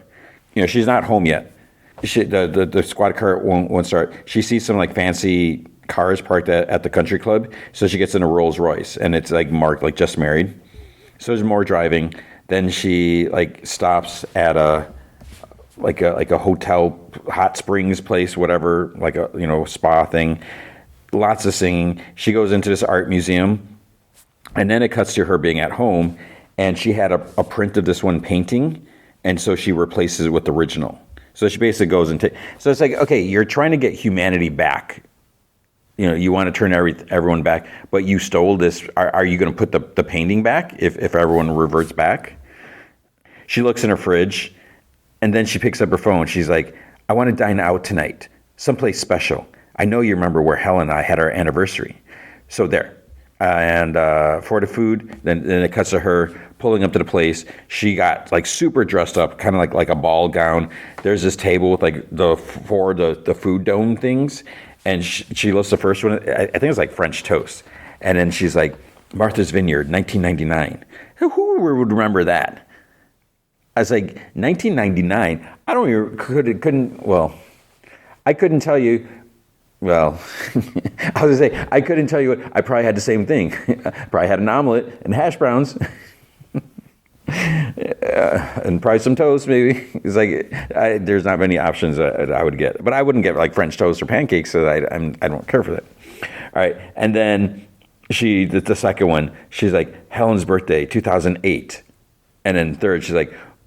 Oh, Meritazi or something like that. It's like this some cinnamon bun thing or something like that. Opens the fourth one. She's like, yes. So she pours herself some wine. She starts eating, sits there for a bit, and then she like walks because she's kind of like it's sort of like an outdoor patio thing. So she kind of like walks towards like the building, and she stops at the piano, and it's apparent like this self-playing piano because there's like a screen where you can pick a song and it'll just play it. So I think she picked "I Will Survive," Donna Summer. I don't think we could see what she did, but I'm pretty sure that's what it was. Then Manosos, the dude from Paraguay. He's walking with a gas can and like a siphon hose. He's practicing English. He's like, the cat is gray. He hears a vehicle and he kind of unsnaps this knife on his like belt hilt, like to get ready to pull it out if he needs to. The driver slows down. He's like, Manoso. He's like, podemos dar una, he says in Spanish, like, can we give you a lift? Manoso just keeps walking. He doesn't look at him. Then he's like, how about a little water? And he has a bottle. He's like, we're sure you don't want to get dehydrated. Losing just 5% of your body's water content could lead to fatigue and headaches, even kidney stones. Manoso just keeps walking. And he's like, this is all in Spanish. Then he's like, well, we'll leave it up to you. And he's like, there's a scenic viewpoint up ahead that's particularly breathtaking. It might be a good place to rest. He's like, you take care. And if you need anything at all, just wave to the sky. He's like, bye-bye. So he drives off. Manoso like looks up, doesn't see anything. Then later, he finds a truck, puts the hose in, starts siphoning. And he's like, the dog is yellow. And he leaves some money, like a bill on the windshield, because he took the gas. So he's like not just going to take it, he's going to pay it. So that tells us a little something about his character. So then he makes it back to his car. It won't start again. So he tries. He gets it to start. And he's like, the yellow dog chases the gray cat. He continues driving. And then he's working like on days of the week. Like today is Monday, yesterday, doing all that. So he has these like cassettes, like audio tapes, like Spanish lessons or English lessons. Then he's driving through like a small town, like a pueblo. Everyone is like saying hi to him by name. And then he looks at a map to figure out which way to go. More driving, more towns, more siphoning gas. He leaves money under a windshield again. He sleeps in a church. He catches fish from a stream with like a net. And then it's like the road ends and he reaches, there's like kind of like a mountain and this little lake or something like that. And then like two men and three women kind of like walk out, like come out of like I don't know where they came from, like out of the bushes or something like that. One dude says in Spanish, he's like, please don't do this. He's like, the Darien is too dangerous. It's over 100 kilometers to Panama and there are no marked trails. It's like the forecast for the week is not conducive to hiking. It's going to be over 38 degrees with 98% humidity. And we don't mean to harp on hydration, but clean water is not going to be easy to come by. So then Manoso walks to his car, and then the guy continues, he's like, the tropical forest hosts a remarkable diversity of snakes, spiders, and insects, and many are quite venomous. And then there are the chungo palms. It's like the spines can grow up to 20 centimeters long, and they're covered in bacteria. Even the smallest cut could lead to fatal infection. And he's like, look around you. There's like a bunch of stuff scattered on the floors, and there's like, just suitcases and clothes and teddy bears and stuff. And they're like, all these items were left by people who could carry them no further. So then he's like getting his backpack ready, and the guy's like, please, Manoso. It's like, we can take you anywhere you want to go. It's like, how about New Mexico? Isn't that where you're going to visit Carol Sturka? We could get you there by nightfall. We can even transport your car. We know how much it means to you. Then Manoso he takes a gas can, the big can, empties the gas on his car, and he lights a piece of paper, and he's like, he actually talks back. He's like, in Spanish, nothing on this planet is yours. Nothing. You cannot give me anything because all that you have is stolen. You don't belong here. Whoosh! Sets the car on fire. Starts walking, and we just see like his car burning, like the tapes burn and everything, and the dude is just like watching him walk. So he's practicing his English. He's like, my name is Manoso Oviedo. I am not one of them. I wish, he's saying this in English, I wish to save the world. He just keeps repeating it. My name is Manoso, so I'm not one of them. So then it's nightfall, and he has to like chop through like the vegetation with his, like he has a big blade. He's like just through like the leaves and branches. Then it's like day. He keeps repeating his mantra thing, whatever. Then it's night. He has a fire. Then it's day. He's walking across the stream. He sits. He eats. Continues practicing. Stumbles on some rocks. It's like, okay. So that's something's gonna come with that. He like stumbles, catches himself. Then it's night. He starts a fire. Then it's a day. I like lost track of like how many days or whatever this is. More chopping branches. And then he like chops and he like he comes like an inch or so from walking to the spiky things. And so he starts walking around a tree and there's more of them. So again, it's like these trees, like all these little like huge spikes. And that's what the guy was talking about. And then guess what happens? He stumbles on another rock. He slips. He tries grabbing onto like a branch in front of him. He falls back against the tree of spikes. And he like screams. Then he has to pull himself out off of them because they're all like sticking in his back. Louder scream. Then it's like night. He's got a fire going. He has his blade like in the fire. So he takes it out. And I guess he's like cauterizing the wound on his back. If there's bacteria in there, I don't know what the answer is. So he's got all these. He's probably bleeding out of his back because he fell pretty hard onto these big spikes. But if there's bacteria, he's closing it. It's not going to bleed, but he's trapping the bacteria in there. Versus if it's bleeding, then hopefully it would like wash out some of the bacteria. But then he's going to be. How much blood is he going to be losing? So I don't know. And then so what he does, he puts his belt in his mouth. So like when he screams, the next day he's walking. You can see like the back of his shirt has like some blood stains. And, he seems to be kind of stumbling. He kind of, I guess he just gets rid of his backpack. He dropped it. His vision's blurry. And then he falls over. He's like, Carol Sturka. And he hears something. There's a helicopter in the sky. And his dude like rappels down and he passes out. So that was day 12. Now it's day 48. So the stuff that we're seeing with him I think it is a little like further back. So we're catching up because then we're at day 48. Day 48, hour 16, 57 minutes, 12 seconds. Carol, she's, or maybe some time just passed with her because I don't know if the 12 days, she was at 12 days. I don't remember now. But Carol, she's hitting golf balls off the top of like a parking garage and she's smashing the windows like skyscrapers, like, big buildings. She's in the city and there's lots of broken windows on the building. And I don't know, it's just why be so destructive? Because who's going to fix it? And, so basically you're ruining this building because the weather is going to get in, whether it's rainy or misty or whatever. I don't know. And then it's night. She lights more fireworks. She actually has like a circle of them around her. So she lights fuses and she's sitting like in an office chair and she's drinking, I don't know if it's like a White Claw or something like that. And then one of the big, huge firework things kind of like tilts and is actually like aimed towards her. And she is kind of like spinning in a chair. Then she sees it. She sees the one that's like pointing like pretty much right at her. And she just sits there and then whoosh, whips right past her head. And it hits like the neighbor's garage. So now the garage is on fire. And she's just like kind of watching it. And then she turns on her hose. She starts spraying the roof. Because if it could like pass on to her house. Or she could burn like the whole neighborhood. So the next day she goes, I think it was called Salmon's Home Improvement Center. She got like a big tub of paint, like some rollers and like, a stick to stick in the rollers. She goes in the middle of her court and she starts painting something. It's like, we don't see what it is. She's painting like the ground.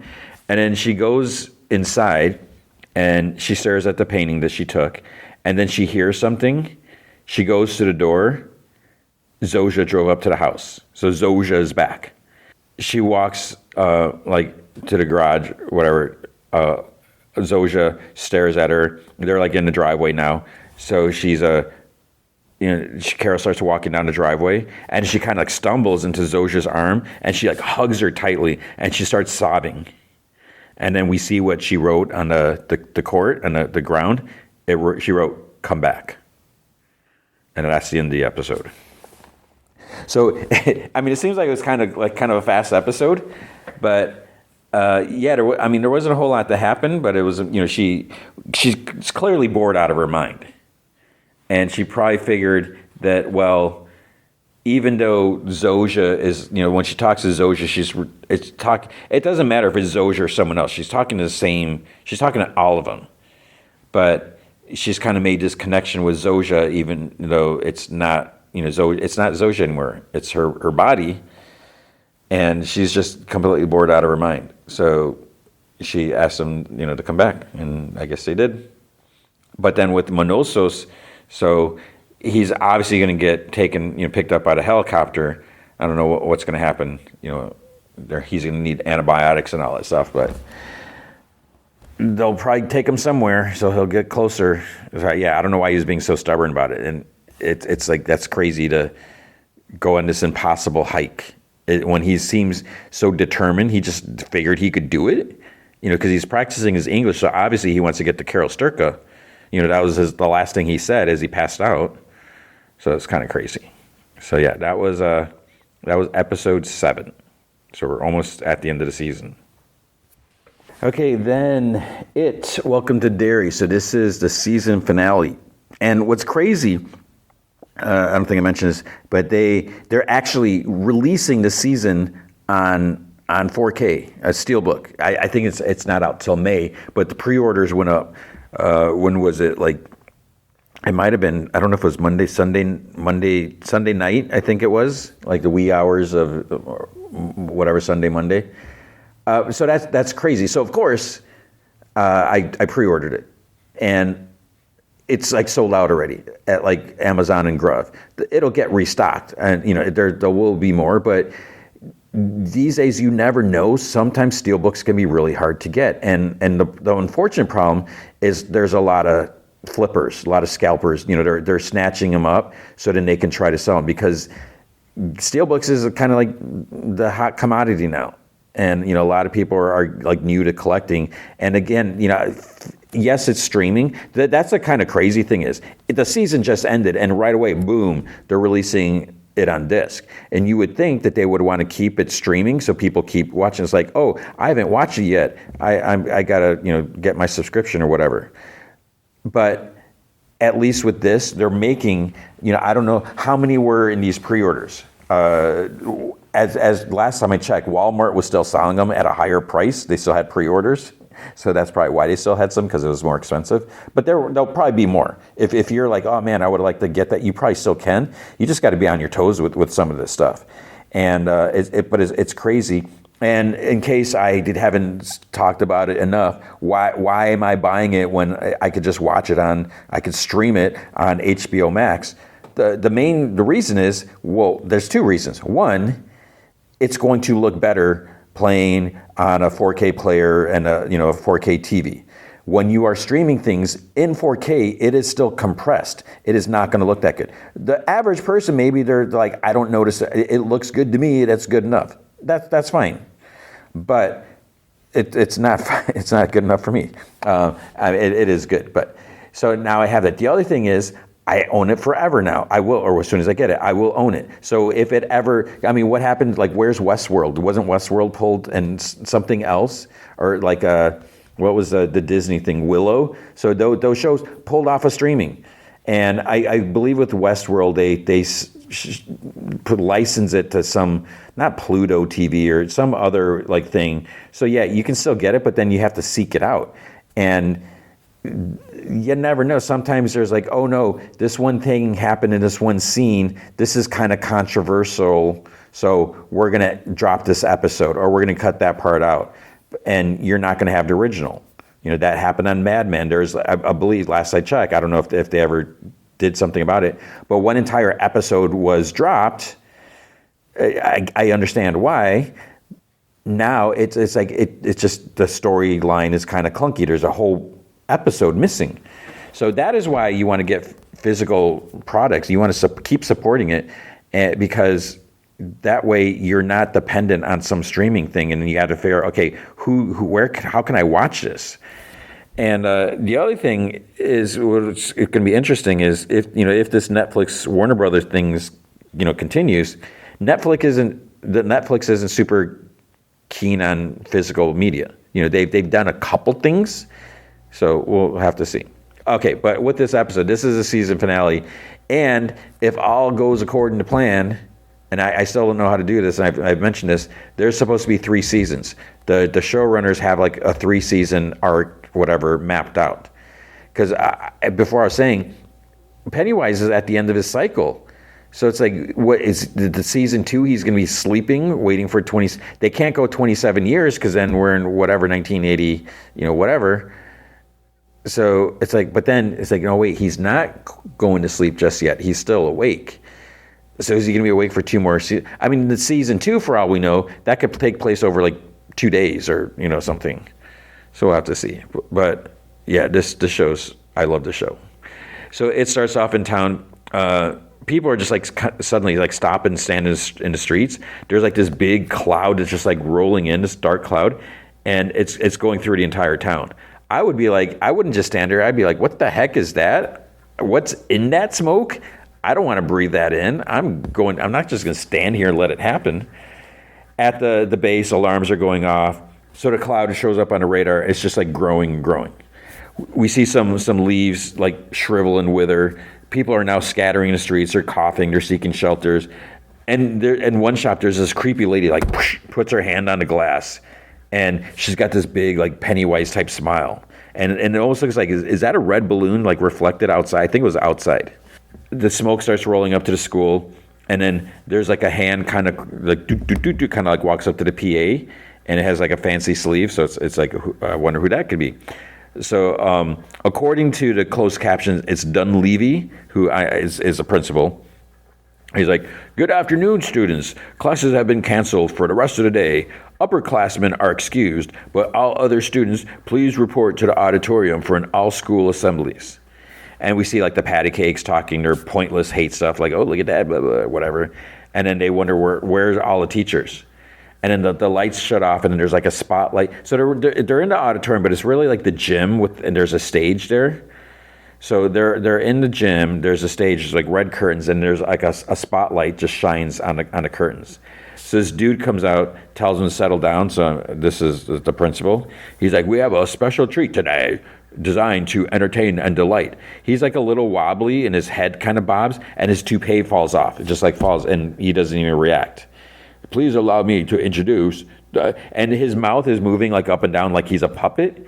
So he's like, "Please allow me to introduce the one and only Pennywise, the dancing clown." And then like the mic falls out of his hand. And then we see Pennywise. He shows himself. He's actually holding the principal, kind of like a puppet. Like, his hands like in his back. "Hiya, kiddos." And then the bottom, but it's like the bottom half of his face is like red, and I don't know if it's that blood. So he was in the water thing. I don't like the look so much, but whatever. Me personally, the design wise, whatever. And he laughs maniacally. Students start screaming. And then he grabs the top of the dude's head. He sticks his fingers in the eye, yanks the head off. Ta-da! There's more screaming. He tosses the body out into the auditorium. Kids start running towards the doors. They're locked, so they're like pounding on them. They're screaming. And I think he kicks like the head off the stage. The patty cakes scream. He does his dance or whatever. And there's a piano playing music. So I was wondering, like, who's playing the music? Or is it just all controlled by his evil forces, magic, whatever? He starts singing. He says, like, "When I close my eyes," I don't remember how the tune goes, but it's like, "When I close my eyes and I dream of you, I see your pretty faces and I taste them too. But my, oh my, how I wish to cry every time we say goodbye." And he opens his mouth real wide and shows the deadlights. All the kids in the crowd, their arms just like drop to their sides, and they're like kind of frozen. And then they start like floating up. And then he stops. The curtains drop behind him. It looks like there's a big door that goes to the outside, which would make sense. A big, almost like almost like a loading dock, whatever. So if you had a stage there, that way you can bring in stuff. I don't know. But like outside, there's like a big circus, like a wooden circus car, just like waiting. Then we get the intro to the show. Next, we see Ronnie, Lily, and Marge are at the hangout. It's like, wait, why aren't they at school? It's like people just cut school whenever they want. It's no big deal. Ronnie drops her broom and she looks out. She's like, guys. So they see all the black smoke. They go down to check it out, which I don't know if I'd do that. Marge points out, she points at the building. It's like covered with like missing kids posters. And she's like, it's all the kids from the school. And she's like, it's messing with us, right? She's like, it can't have taken them all. And Lily's like, only one way to find out. Let's go. So Pennywise, he's somehow driving the circus car. He's like playing the tuba. So I don't know what's like pulling it, driving it, because I don't think there's an engine. I don't know. And the kids are just like floating behind him. Ronnie sees the severed head of the principal outside, and she kind of like gasps. Inside, Lillian and Marge Windsor, they see like the headless, bloody body, so the principal's body in the gym. Lily's like, who's that? And Marge's like, I don't want to know. So then they kind of back up. So they go outside. They tell Ronnie that everyone's gone except. Then they see that the head there. And Ronnie asks, how can it have taken all of them? How? A flyer like flutters in the wind, like hits like Lily's legs. So she like picks it up, has Will's picture and his name on it. And she's like, it took Will? And she's like, took him where? Ronnie's like, probably wherever there's like a bloody trail. She's probably where this trail leads. So Lily's like, well, what can we do? Ronnie says that they have to use a dagger thing and they have to save their friends. Marge says, she's like, I would have killed that fudging clown. And then all three, they get on the bike. So 3 people are on this bike. So Ronnie's in the front, Lily's like on the seat, and Marge is like standing like on the back axles. So as they're riding, it's like they're struggling, it's very wobbly, and they're like, stop shaking, whatever. And she's like, I can't balance. And they're like, well, they obviously they didn't have any problems getting there.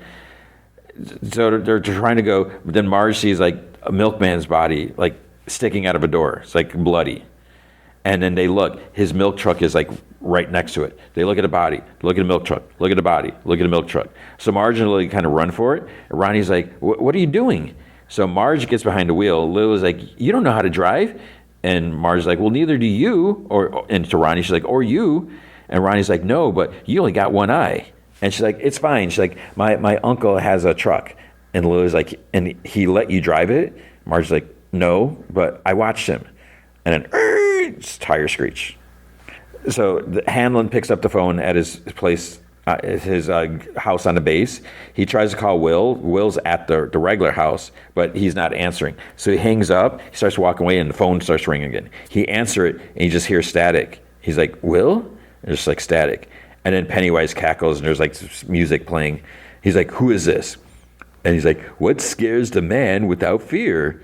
And Pennywise is like, you. He's like, oh, no, us. And then Will's voice is like, where am I? Hello, anybody? And Leroy's like, Will, I'm here, son, I'm here. He's like, hello, please, I'm scared. And Penny was like, oh, yes, you are. And Leroy's like, Will, don't be scared. Listen, I'm here. He's like, where are you, Will? Will. And he's like, back in the wagon for Willie boy. Got to keep them nice and fresh. The dark meat tastes twice as sweet. And he's like, don't you put your hands on my son. Pennywise just laughs maniacally. Don't touch my son. I'll rip your heart out. You hear me? Don't touch my son. The line goes dead. He's like, hello, Will. And then he's like, starts like smashing the phone against the receiver. So it's like, well, I guess Will's not calling back. and then he's just like breathing heavy, like catching his breath. Then we see Dick. I at first I thought he was like an infirmary, but maybe he's just in his room, whatever, at the base. And there's like dead all around him. Like some are like half in a wall, or like kind of peeking around at him, whatever. He's like, leave me alone. Then Hanlon starts like pounding on the door outside, and Dick picks up a pistol and he points it at the dead, and then he like points at himself. So I think he's like debating, should he shoot himself in the head? He like, sticking it under his jaw or whatever. Leroy keeps pounding. He's like, okay. It's like, I'm coming in. And then he sees Dick with the gun, and Dick's like, no. And Leroy's like, what the hell is going on? It's like, Dick, what are you doing? He's like, I can't take it no more. And Leroy's like, okay, but listen to me, brother. He's like, they won't. And he's like, shut up. He's like, shut up. Shut up. He's like talking to him. He's like, shut up. You shut up. It's like, shut up. And Leroy's like, Dick, we don't have time for this, brother. Dick, I need you. But it's like, and this is why I'm not a fan of Leroy. So it's like, he does not care one bit about Dick or what he's going through, like all this stuff. Has even like thought to think about it. He knows that there's dead all around. He sees them. He doesn't care. They're talking to him. He's like going out of his mind. Doesn't care. Doesn't ask like, what's going on? What can I do? All he cares is that, he needs him to try to find his son. And I get that, yeah, your son is your top priority, but it's like, come on, man. And so he's like, I need you. Dick points the gun at him, and he's like, back up. And Leroy's like, easy, brother. He's like, no. He's like, you did this. And Whimper's like, you did this. And Leroy's like, I'm sorry. And Dick's like, you got my mind all fudged up. So Leroy's like, I'm sorry. I need you to listen to me. Dick's like, and now? It's like, there ain't no other way, brother. He puts the gun to his head again. And Leroy's like, I need you to listen to me. And Leroy's like, there's no other way. He starts like sticking the gun in his mouth. And he's like, Dick, please, it's got Will. It's got Will. He starts sobbing. He's like, it's got my boy. He's like, I don't know where he is. So I'm begging you. I'm begging you, please help me find him. And I swear on my life that I will do everything in my power. I will do everything in my... He's like, look at me, because he's like, just like looking around. He's like, I'll do everything in my power to help you. I promise you. I was like, I'll pull the trigger myself. It's like, please, just help me find my baby, please. And he like looks at Leroy, and then he puts the gun on the end table. Then we see like this shot, like there's like ice glaciers, like growing, like forming across a river, like around town or whatever. I don't know the location of like what the body is like of the town, the land or whatever. At the base, the radar shows like pretty much all of Derry is on the map. There's a little outline, Derry, and it's showing that you can see this cloud is just like pretty much all of Derry is covered, and it's this like energy mass or whatever it is, and it's like expanding further. Shaw's, he's just staring at the radar. Fuller comes in. He's like, I've been informed that Hanlon's gone AWOL. He forced his way through the guard gates. And Shaw's like, we don't need him anymore. And he's like, there's nothing he can do to stop us now. Fuller says that apparently there's another airman in the car with him, Halloran. And this gets like Shaw's attention, because then he actually turns and looks at him. Leroy and Dick, they pull up to a house. At first I was like, wait, where's this house? It's away from town. So it's Rose's house, but it's like red. It's like, I don't know if did they not show her the outside of her house? I thought her house was like white, but whatever. Charlotte's in there, and then it cuts to, she's like hitting him on the chest. So he obviously told her that, Leroy is or that Will has been taken. And she's like hitting him. She's like, what? She's like, you said we'd be safe here. And she like actually slaps him. She's like sobbing. She continues hitting him in his chest. And he quietly, he's like, I'm sorry. She's like, you lied to me, Leroy. You're a liar. He's like, I'm going to get him back. I swear to God, I will get him back. He's like, Dick is going to help us. And she's like, how is he going to help us? And like to Dick, she's like, how are you going to help us? And Will's like, listen to me. He said that the bond between mother and son is the strongest in the world. So if you can just connect for a second. And Rose's like, it won't matter. And Leroy's like, excuse me?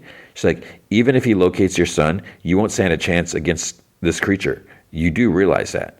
And Will's like, well, what are we supposed to do? Just give up on our boy? And she's like, of course not. But if Mr. Halloran can do for us what he did for your general, there may be a way to stop this thing and save your son. And she's like, how? And Rose is like, by using his ability to find one last artifact. And Taniel's like, the dagger. Will's like, what dagger? So then they look at a map, and it was like explained that they can use a dagger to replace the pillar and relock the cage. So Rose says that if Mr. Halloran can find it before the creature reaches this point, she marks it on the map. It's like by Indian Marsh. She's like, on the southern bank of the river, there's a great pine, a deadwood that has stood there since before even our ancestors. It's the furthest point that the dagger's energy can still connect with the other pillars and restore the cage. And so Will's like, how do we connect the dagger's energy to the other pillars? And she's like, the earth is a conductor. The dagger needs to be buried just as the other pillars were. It's our only hope. And Dick's like, you're a bunch of GD fools. It's like, I can barely hear myself think. And now you expect me to find your little dagger? And Rose is like, I can help you quiet the voices in your head, Mr. Halloran, but you are going to have to trust me. And he's like, how? So we see like some stuff is like ground up and mixed, whatever, put in a hot like drink for Dick. She's like, you need to be connected to the dagger's energy. This is made from maturin root, I think it was. It's like, it will connect you to all things in the realm this evil came from, but not all things there are evil. So he's like, this tea is going to shut all these voices up. And she's like, when one door in the mind opens, another must close. So he drinks. And Leroy's like, how long is this going to take? And she's like, not long. And to Dick, she's like, remember this, whatever you do, do not go. And then her voice just starts, and the room is kind of like focuses sort of like in and out. And he has like no idea what she's saying. And his eyes are going wide, and he's like just trying to, so it's like, it must be some strong drugs or something in this. And then his eyes are wide. We get a super close up to his eye, and then the eye turns into steering wheel, and you can see it's the milk truck that is being driven by Marge. Ronnie tells Marge that she has to drive faster, and Marge's like, it's a milk truck. She's like, I'm going as fast as I can. And Ronnie's like, well, you need to step on it. But it's like, maybe you should get out and walk then, if it's not good enough for you. They keep arguing. Then Lily's like, there's a pothole. They hit it, and the truck swerves because it's a big milk truck. They end up hitting a tree, and they go like flying. They like hit the front window and everything because they're not wearing seatbelts because you didn't do that back then. The dagger falls out the open door because there's no door. It's a milk truck. And, Ronnie continues her nasty attitude. She's like, Marge, what the hell? And she's like, that wasn't a one-eye thing. It was a pothole thing. And Lily starts panicking because she doesn't know where the dagger is. And she ignores Marge when she mentions, because she has blood on her temple. She's like, where is it? We have to find it. We have to. So Lily's just like freaking out. And Marge sees this outside. And she's like, oh, it's out there. And she goes to reach for it. And Lily yells. She's like, no. She's like, don't touch it. She's like, I can get it myself. And Ronnie's like, why are you snapping at her like that? And Lily's like, just shut up, Ronnie. Just stop. And then they're kind of quiet. And Ronnie's like, guys, we don't have time. We have to keep going. Lily puts the dagger in her purse. And we see that it's almost like it's falling into this void in her purse. There's like all these electric currents and stuff like that. And then it changes to like Dick screaming. Because he's kind of like in tune, like I guess kind of seeing it. And he's like, he's like, the dagger, and he grunts. He's like, I see it. And Hanlon's like where is it? And he's like, Will's friends. And Hank's like, what? He's like, Ronnie. And Dick's like, the girls, they have it. And Hank's like, Ronnie, my baby, Ronnie. It's like, yeah. How many Ronnies do you know? And Dick's like, they're fighting over it. They're going after Will. And Rose says that, that they'll help him find, but he has to go now. And so they put him in a van. They all pile in. Dick's kind of like in a haze, and it's like now raining outside and everything. So Taniel's, he's driving. He says he can't see too good. And Leroy asks Dick if he's sure that they're going the right way. And Dick's like, we're getting close. And Hank's like, he's like, I don't understand. He's like, if the dagger's power is real, why wouldn't his daughter and her friends be safe? And Rose says the dagger is a lost fragment of the comet that this thing arrived on, taken from where it crashed down, beneath Niebolt House. So like all lost things, it just wants to go home. So the further that you take it from where it belongs, the more damage it does to your mind. So the dagger will resist, and it'll fight back with a force that you can't imagine. So it's like, how do you know all this stuff? It's like, you got like an owner's manual? Whatever. So the girls are walking. Lily has like a tight grip like on the dagger, and they're following like the big streak of blood. Ronnie and Marge are kind of walking ahead, and they like look back, and Lily's starting to get paranoid because she's got the dagger. And she's like, why are you looking at me like I'm crazy? And Marge like, why don't you just give us a dagger just for a little bit? And Lily's like, you never trusted me, did you? You just used me to save your stupid dad. She says that to Ronnie, and then to Marge, she's like, and you used me because you lost all your other stupid friends. And then Ronnie like lunges for Lily, and she like jumps back, and she like holds out the dagger to ward them off. And then she runs, and they go after her. They like tackle her, and they're like fighting for the dagger. Lily screams, she's like, I have to go back.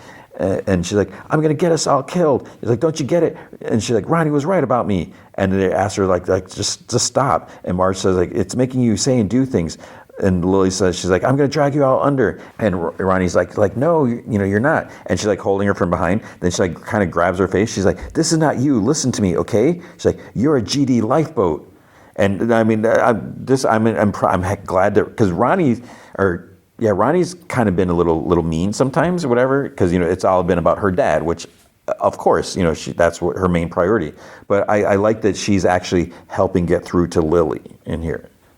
And Lily like stops struggling, and Marge has a dagger now, and Ronnie releases her grip, and Lily sits up and she looks at them, and she's like, Marge, I'm so sorry.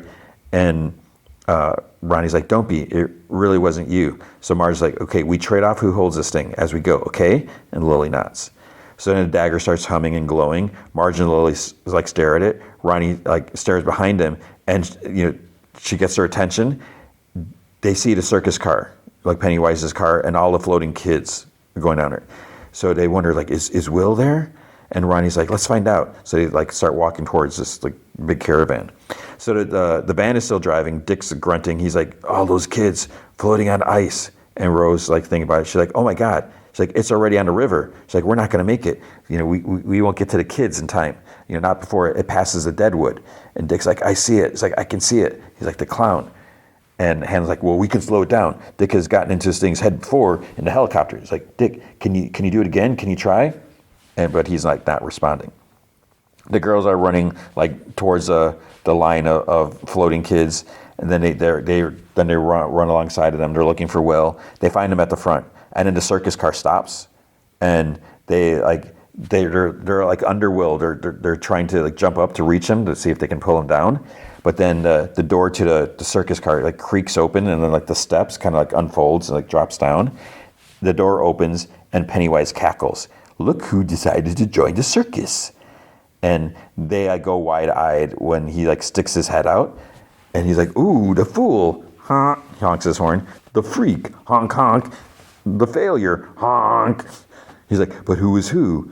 He's like, it doesn't matter. There's a spot for you all. And he like growls. He moves towards him, and Ronnie holds out the glowing dagger. He stops in his tracks, and then she like thrusts it at him, and he like backs away, and then he like disappears in the mist. So the three like just like stare, and they start to calm down. And then Pennywise, he like runs past him. He makes like some like cackling noise or whatever. He just like runs past him. And then he like darts around, and he's kind of like getting in their faces, like cackling, like woo. And then it's like starting to snow, or I don't know if it's just all the ice. So they can't really see anything. Marge's like, where is he? He runs by cackling, and they all like scream. They're like kind of sobbing. He like, growls past them, and then he extends his arm super long, and he like grabs Marge's leg. He like, starts dragging her away. Lily wants to go after, but Ronnie's like, no, we have to stay close. So Marge, she's like lying on the ice, and Pennywise like crouches in front of her, and he giggles. He's like, I've always wondered how you taste, Margaret Tozier. And she screams and sobs, and she sits up. She's like, Tozier? And he's like, oh, but not yet. You're not Tozier yet. He's like, first comes love, then comes marriage, then comes Richie in the baby carriage. So Marge is, and this is where things start to get crazy, maybe. I mean, they're already been crazy. So Marge's last name is Truman. Tozier, and this is where I thought it was weird that we had Rich, because in It Part 1 and Part 2, we have Richie beep beep Tozier. He's on beep beep Richie, because he was. They would say that because would get kind of annoying. He talked a lot, whatever. And in some ways, I was like, well, Rich. He kind of reminds you of Richie a little bit, but not quite. Basically, Pennywise is saying here that Marge is Richie's mom, which makes sense because they're in Derry, and there's other people, other connections in that. He's like, comes Richie in the baby carriage. He's like, unless he dies with you. And so she's like sobbing. She's like, I don't know what you're talking about. He unrolls like another missing poster, and it has Richie Tozier, 13 years old. He's like, your son, don't you recognize your little boy? And he like cackles. He's like, the seed of your stinking loins and his filthy friends bring me my death. Or is it birth? He's like, I get confused. Tomorrow, yesterday, it's all the same for little Pennywise. He like laughs. But it's not always easy. No, being caged up in one place at one time. He growls. He's like, they can't fence me in, not them, and not you. And he sneers. He's like, beep, beep, Margie. And he like roars, and she screams. And he like shows all his teeth, and then he freezes. Basically, Pennywise is somehow this is where things can get dangerous, because he's not necessarily in the present. He's like at all time. I guess he exists at all time, so he knows what happens. But then he says that they bring his death, so he knows that they kill him. But then it's like, well, if he knows that, then couldn't he prevent that? Couldn't he try to stop that before? So Marge gets up and runs, because he's just like frozen, and she runs into the other two, and then like all the floating kids, they fall, and they go to Will. They're like, "You're alive," and he's like, "What happened?" They're like, "Are you okay?" And then it starts getting bright. It's like, wait, is that the sun? But no, it's the van with the others. Daniel sees him, slams on the brakes, so he almost hits him. Leroy gets out, runs to Will. Like Hank goes to Ronnie, and then he tells her to get in the van. Leroy like takes the dagger. He gives it to Daniel, and Leroy says that the deadwood's that way, huh? Because that's where they need to get to that tree. And he like nods. He says it's on the south bank. And Rose says that the dagger's going to try to resist. And Leroy, so he's like, well, we'll go together. So they jog up a bit. They see the tree. Then as they run up, soldiers start shooting. Leroy, he gets shot in the leg. Daniel, I think, gets shot. At first, I was like, I think he got shot in the shoulder. Everyone in the van screams, and Will like jumps out to go to him. And like, "Are you crazy, kid? They're shooting, and you're gonna run to your dad." Hank yells out to Ronnie. Soldiers start shooting at them, so they have to like turn back to the van. So they're kind of like stuck in there. Shaw gets them to lower the rifles, and he looks in his binoculars. Daniel's groaning. And then you see that, okay, he wasn't shot in the shoulder. He was actually like shot in the neck. And he's like choking on his blood. Leroy's like scoots over him to try to like comfort him. And then he ends up dying. They just murdered Daniel. Will makes it to him somehow. And the I think the girls are there as well. They give Will the dagger, or he gives Will the dagger. And he says to take it to the tree and bury it deep in the base. And Shaw yells, he's like, "Secure Major Hanlon and don't let Halloran get away." So soldiers start moving. Leroy tells Will that thing will go to sleep, and then all of this stops. And Will's like, "I can't." He's like, "I'm scared." He's like, "I'm not you." And Leroy's like, "Listen." He's like, "You don't have to be. You don't have to be me, and I don't want you to be. You just be you. You hear me?" He's like, "I love you." So the soldiers approach, so he tells Will to go. The girls go with him, and they're kind of covered in the mist, so the soldiers can't see him, I guess. Shaw's watching. Then he sees frozen Pennywise through his binoculars. So then we zoom into his eyes, and we get a flashback where Top Hat, which I guess that's what the closed caption call him. He must be the whatever circus guy. He's like, Bob, and Pennywise is like in makeup, and he's like, "Are you okay?" And then Ingrid's like, Papa, you're all right. And he looks around, he groans like, "Where am I?" So he's in a circus car surrounded by like circus folk. He's like, "What is this?" And Top Hat's like, "You need to lay out the spirits, Robert." It's like, "I found you out yonder in a ditch." He's like, "You look like you took a nasty fall." And he's like, "I'm not Bob Gray." And he's like, "Well, who else might you be then? Peter Rabbit?" So Pennywise sits up and he grabs him by the throat. He's like, "Don't you dare speak to me like that." And Ingrid's like, "Daddy." And he's like, "I am a god. I'm an eater of worlds." And Top Hat's like, "You must have hit your head a little harder than you thought there, Bob." In the present, by the show, 1962, whatever, by the tree, Fuller yells out, he's like, "I want to know where the hell you think you're doing out here." He's like, the kids are like, where are they headed? And he's like, "Answer me, Major." And he's like, "If you don't talk to me, you're in for a world of hurt, son." And Leroy just like looks towards the tree. They're almost at the tree, and Will tells him, he's like, "That's a tree." He's like, the dagger's like growing brighter, and Will, then he can't walk. He's like, because it's like forcing him back. So the dagger's wrist, it's almost, I'm assuming it's kind of like magnets, like when opposite polarity or whatever. He's like, "I can't do this." And they're like, "What?" And Lily's like, "What are you talking about?" And he's like, "It won't let me." And Marge's like, "It's a dagger." And Will like turns, he starts running away. Ronnie screams like, no, Will. So they run, they grab him. He yells, he's like, "It wants to go home." He's like, "I have to bring it home." And Marge's like, "Don't listen to it." So Shaw approaches frozen Pennywise. He walks up to him and he like, takes his hat off. And the kids continue to struggle. They get him turned around and like start like pushing him towards the tree. And Shaw's with Pennywise. He's like, "All these years, wondering if you're real or just a little boy's nightmare." He's like, "You're both." He's like, "I don't know if you can hear me in there, but whatever Halloran's done to you, we're gonna fix it." And it's just, it's almost like over the top that you're gonna be like, you're trying to unleash this evil on the world because you think the world will be safer if people are scared. I don't know. When soldiers reach the van, those are, they put up their hands, so soldiers start yanking them away. They're being like harsh with them, of course, because they're just big jerk. Oh, we got big guns, so you're tough, whatever. Halloran is still inside. They like grab him, yank him out. Circus car that Pennywise, that he's in. So it's almost like once they grab Halloran, then where this vision memory thing that Pennywise is in, the whole like car starts like lurching. And Pennywise quietly says, like, oh, ho, ho. He's like laughing, menacingly. He's like, tricky, tricky, Dicky. And Top Hat's like, who's Dicky Bob?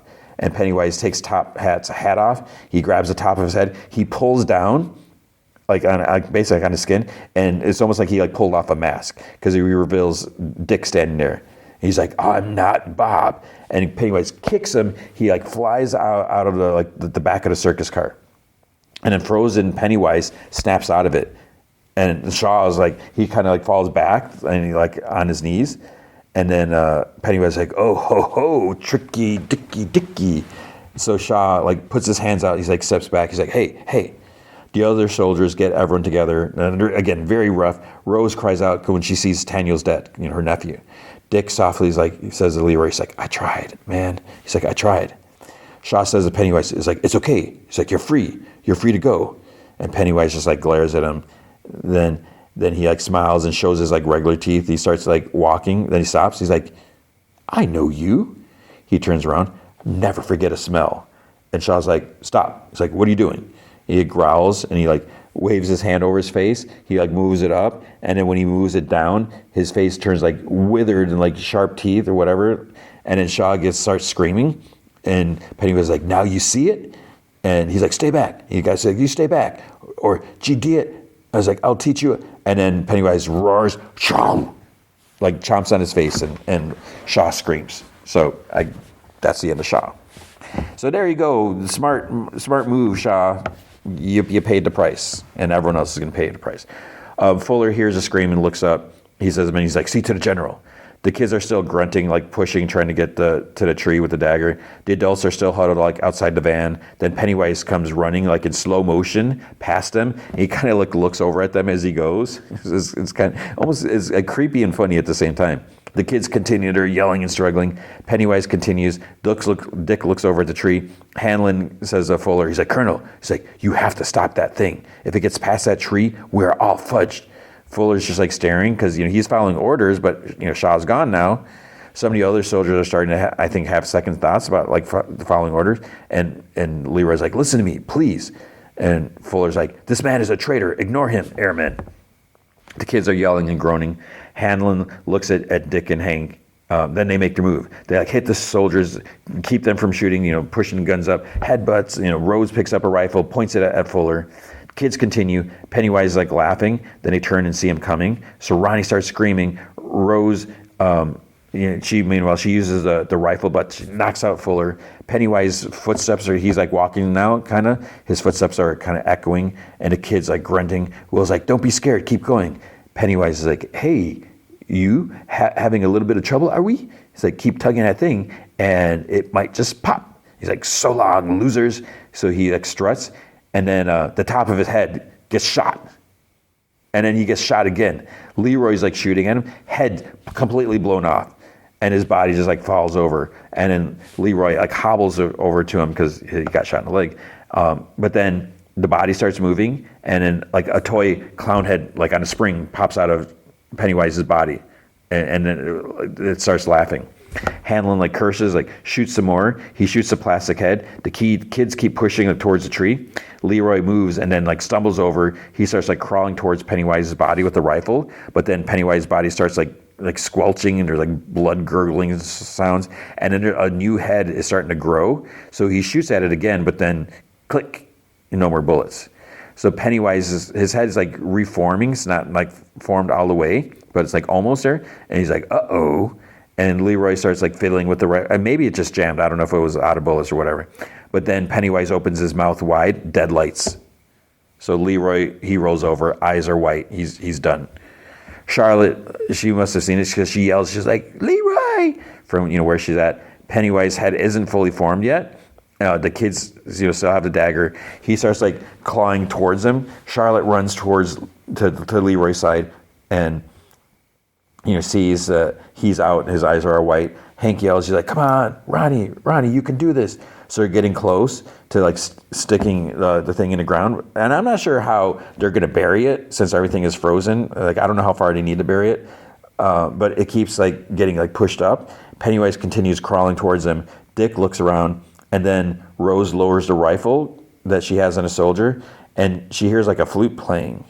Others have arrived. There's like a tall spirit and a smaller one. You can't really see, you just see a silhouette. Rose can't see them, but she looks at, because Dick's looking. And then the smaller one starts running. And at first I'm like, is that Richie? So Rose asks Dick, she's like, what do you see? He's like, a mother trucking miracle. And I was like, oh my gosh! It's like I got a little emotional. I'll admit it. The kids are still struggling. Pennywise looks and sees Richie, and then he flips Richie off and he runs past him. He stops with the slide. He puts his hand on a dagger to help, like push. Pennywise starts crawling faster. Rose shoots at him, and his arms are extending. They're like turning like bat-like, like big, long limbs with long claws, and wings are forming. She keeps like shooting to like keep him down. Charlotte sees and screams out Will's name, and he tells the others like, keep going, it's working. Pennywise is trying to make sort of like kind of jumping leaps at them, because he's got wings now, and he makes it in the air. Hank like screams out. Pennywise comes down. He's in the air. He's coming at their backs with like huge talon feet sticking out. And Dick screams like, no! And he's almost on them. Then whoosh! Like, and the closed captions like macroversal energy ringing, booming. Light glows all around them. Pennywise gets hit by the energy. Light shoots up from like all the pillars, like Pennywise gets knocked over, lands like hard on his back, like falls away his back. The kids like whimper and pant. Then the light is out, but it's not over yet. Pennywise, he's still in the game. He sits up, he groans, so he's not out of this yet. He shakes his head to get his bearings, but then his clown face kind of like peels off, and then there's like some blobby pale face like underneath, and then he peels that off, and then it's like Pennywise's regular face, but with the red on the lower half. I don't love the red on the lower half look, but whatever. But he's still a little like flaky, and he's like, lively crowd. Then he like jerks back and he starts to disintegrate into like flames, and an energy ball like kind of just flitters away. And because he's useless, Leroy now like wakes up with Pennywise gone. It's like, okay, good job, Leroy. You saved the day, right? He's like, whoa. And he's like, I thought I was. And he's like, Will, where's Will? And, he's out saving the day with his friends. That's where, you're doing nothing. Charlotte tells him that he's okay and hugs him. The kids are sitting by the tree. They're like, it's gone, Marge. And she's like, at the end, she's like, was it just me, or did you feel something? And Ronnie's like, says, like another pair of hands. And Will smiles. He's like, Rich. And then Lily sobs. She's like, I felt him too. Then they laugh and they hug. And then the adults come over and more hugs. Rose kneels by Taniel. She's sobbing. Fuller's just sitting there. Dick stands holding like a rifle and a pistol. Rose like is cradling Taniel. She starts singing, and then the dagger stops glowing. So later, there's a funeral for Rich. Marge is like speaking, and she says, she only knew him for like a month, and she's like, I know what you're thinking. How well can you know someone in a month? And why is she even speaking at a funeral? And Ronnie's there, keeping like a stern face. Lily's like crying, and Will's there. And Marge's like, but maybe there aren't such things as good friends or bad friends. Dick actually comes up, and he like hanging out in the back, like behind a tree. So Marge's like, maybe there are just friends, people who stand by us when we're hurt and who help us not feel so lonely. Will's like, crying. And Marge's like, maybe friends like those are always worth being scared for and hoping for and living for. And then Dick sees that Rich is there in the crowd. And, he like makes eye contact with Dick, and he has his arm around like his dad and Will. He's like standing behind him. And then he puts it's like sweet. He puts his head on Will's shoulder, and Dick like almost smiles, it seems like. And Marge's like, and maybe we're dying for it too, if that's what it has to be. Rich taught me that too. He's like, no good friends, no bad friends, only people we want to be with, need to be with. And then she like pauses, like people who build their houses in your heart. And then she sets his drumsticks on a casket. And then, the priest, thanks them for coming, or whatever. The kids, they hug. Rich's dad, so now Rich is he's standing behind his parents. He's got his hands like on his dad and his mom's shoulder. And it's like his dad, his hands like going to his shoulder, like almost like he can feel it. So Dick walks up, he sits next to Rich's dad, and he looks he looks behind him like where Rich would be. We don't see him in this shot, so I like how he did that. And Dick's like, the hand you feel on your shoulders, and both parents like look at him because they're like, who are you? You're talking to us. And because again, Rich has his hand on her shoulder. She's like, your boy's there. And then Rich's dad kind of like chuckles and like rubs his shoulder, and Dick's like, he always will be. And Rich's dad like smiles and like sobs, and Dick like nods at Rich, and then the dad asks Dick, he's like, who are you, sir? And Dick's like, I'm still working on that. And he gets up and leaves. So like that right there, it's like I feel like, Dick has gone through some changes. As I mentioned earlier, it's like we should definitely have like a Dick Halloran spinoff, to explore what's he going to do. Marge like walks down on the sidewalk in town, and she sees one of Rich's glider planes like stuck in a tree and smiles. So maybe he did make it to whatever Main Street. Lily visits her dad's grave for the first time. I think it's the first time, or I don't know if she's ever been there. But she's like, hey, Dad. She's like, sorry I haven't been around much. She's like, I just didn't know what to say. And she's like, I'm better now. So much has happened. And as she's talking, like a butterfly lands this tombstone. I don't know if there's any significance to that, maybe. She's like, but the good news is I made some new friends. Then later at the hangout, they're there. Lily and Marge like toast with sodas. They look out at Derry, and Lily's like, it looks so peaceful from up here, almost like nothing ever happened. And Marge's like, yeah. She's like, Lil, it talked to me, the clown, when we were alone in the fog. And Lily's like, what do you mean? Marge's like, he said, I'm going to have a son, and that he and his friends, that they kill him in the future. And she's like, what? And Marge's like, that's why he wanted to kill me. He said to me, the past, the present, and the future are all the same, and that his death was actually his birth. Lily's like, he was probably just saying that to scare you. And Marge's like, but what if he wasn't? What if he does see time differently? What if he can go backwards? And Lily's like, you mean like to the past? Marge's like, I know it sounds crazy, but what if he tries to go back and kill someone from the time before we were born, like our parents? Lily's like, I guess it'll be someone else's fight. And Marge's like, I guess. And that's true. It's like, what can you do? There's nothing you can do. Just hope for the best. The Hanlons, they're like in a house. At first I thought, it's like, are they packing? What's going on? Because Will's upstairs or something. And Charlotte's like, Will, I said 5 minutes. Charlotte's like, she leaves the room. And then Leroy turns around and like Dick's in a doorway, and he salutes. And he's like, Major. And Leroy smiles. He's like, just stopping by to say au revoir. So, Leroy has a cane, and he's like, how you holding up? And Dick's like, everything hurts. And Leroy's like, And Dick's like, but whatever that root was, whew boy. He's like, it quieted the voices down real good, hopefully forever. And Will's like, you leaving tonight? And he's like, yeah. Bus to Boston, plane to London in the AM. Got an old buddy back there who owns a hotel, wants to give me a shot cooking in a restaurant. So it's like hotel in London. So okay, maybe he's not going to be at the Overlook Hotel all the time. So he's probably worked at other hotels, and then eventually ends up at the Overlook, right? So Leroy's like, okay, fancy stuff, and he's like, And he's like, well, listen, if you run into any trouble out there, you know who you can call. He's like, I owe you. And Dick's like, I think I'll manage. I mean, how much trouble can a hotel be? And they hug. And he's like, Dick's like, you keep in touch, all right? He's like, I need updates on Will and Shar. And Leroy's like, I thought you didn't care. And Dick like chuckles softly. He's like, well, don't tell nobody. He winks and heads out. So that's the thing, because Dick has always been like this stone cold, but obviously he does care. Outside, Hank and his mom are getting ready to leave. They got like a car packed up. Charlotte mentions, looking, she's like, make sure you look for Rose's friends. They'll get, to a certain place, whatever, and it'll make the crossing the border easy or whatever. So he hugs her, says thanks for everything. Rosa comes out and hands like Leroy a drink. She's like, so honorable discharge, huh?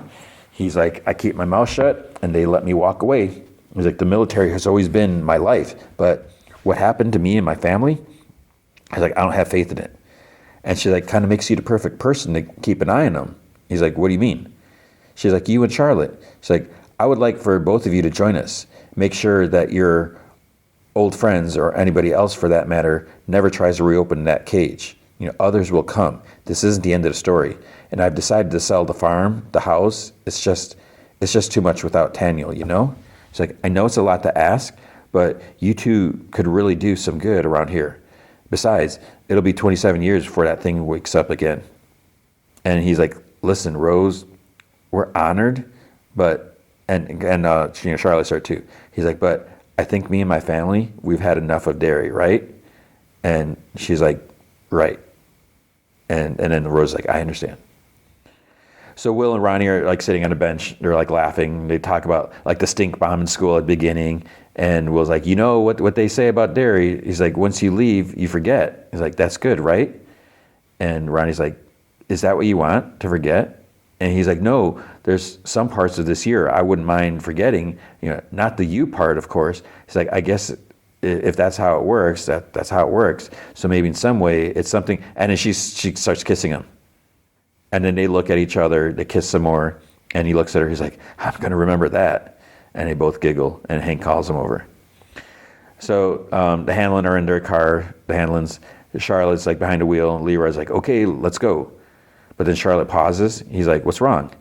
And she's like, I'm thinking about Rose's offer. He's like, you serious? I mean, this is how we got into this mess in the first place. He's like, I mean, you going off on your crusades and me on mine? And she's like, And he's like, I thought we were done with that. No more damn fool missions. And she's like, yeah, but maybe the next damn fool mission needs to be together. And he's like, And she doesn't say anything. And then he's like, Will, how would you feel if we stuck around? And he's like, I need a pen. And he gets out of the car. And Leroy's like, more importantly, you can help me with those sheep? And she's like, oh, I don't fool with no sheep. She's like, I don't need to touch no sheep. She's like, you grew up on a farm. You know what they do. And he's like, bah.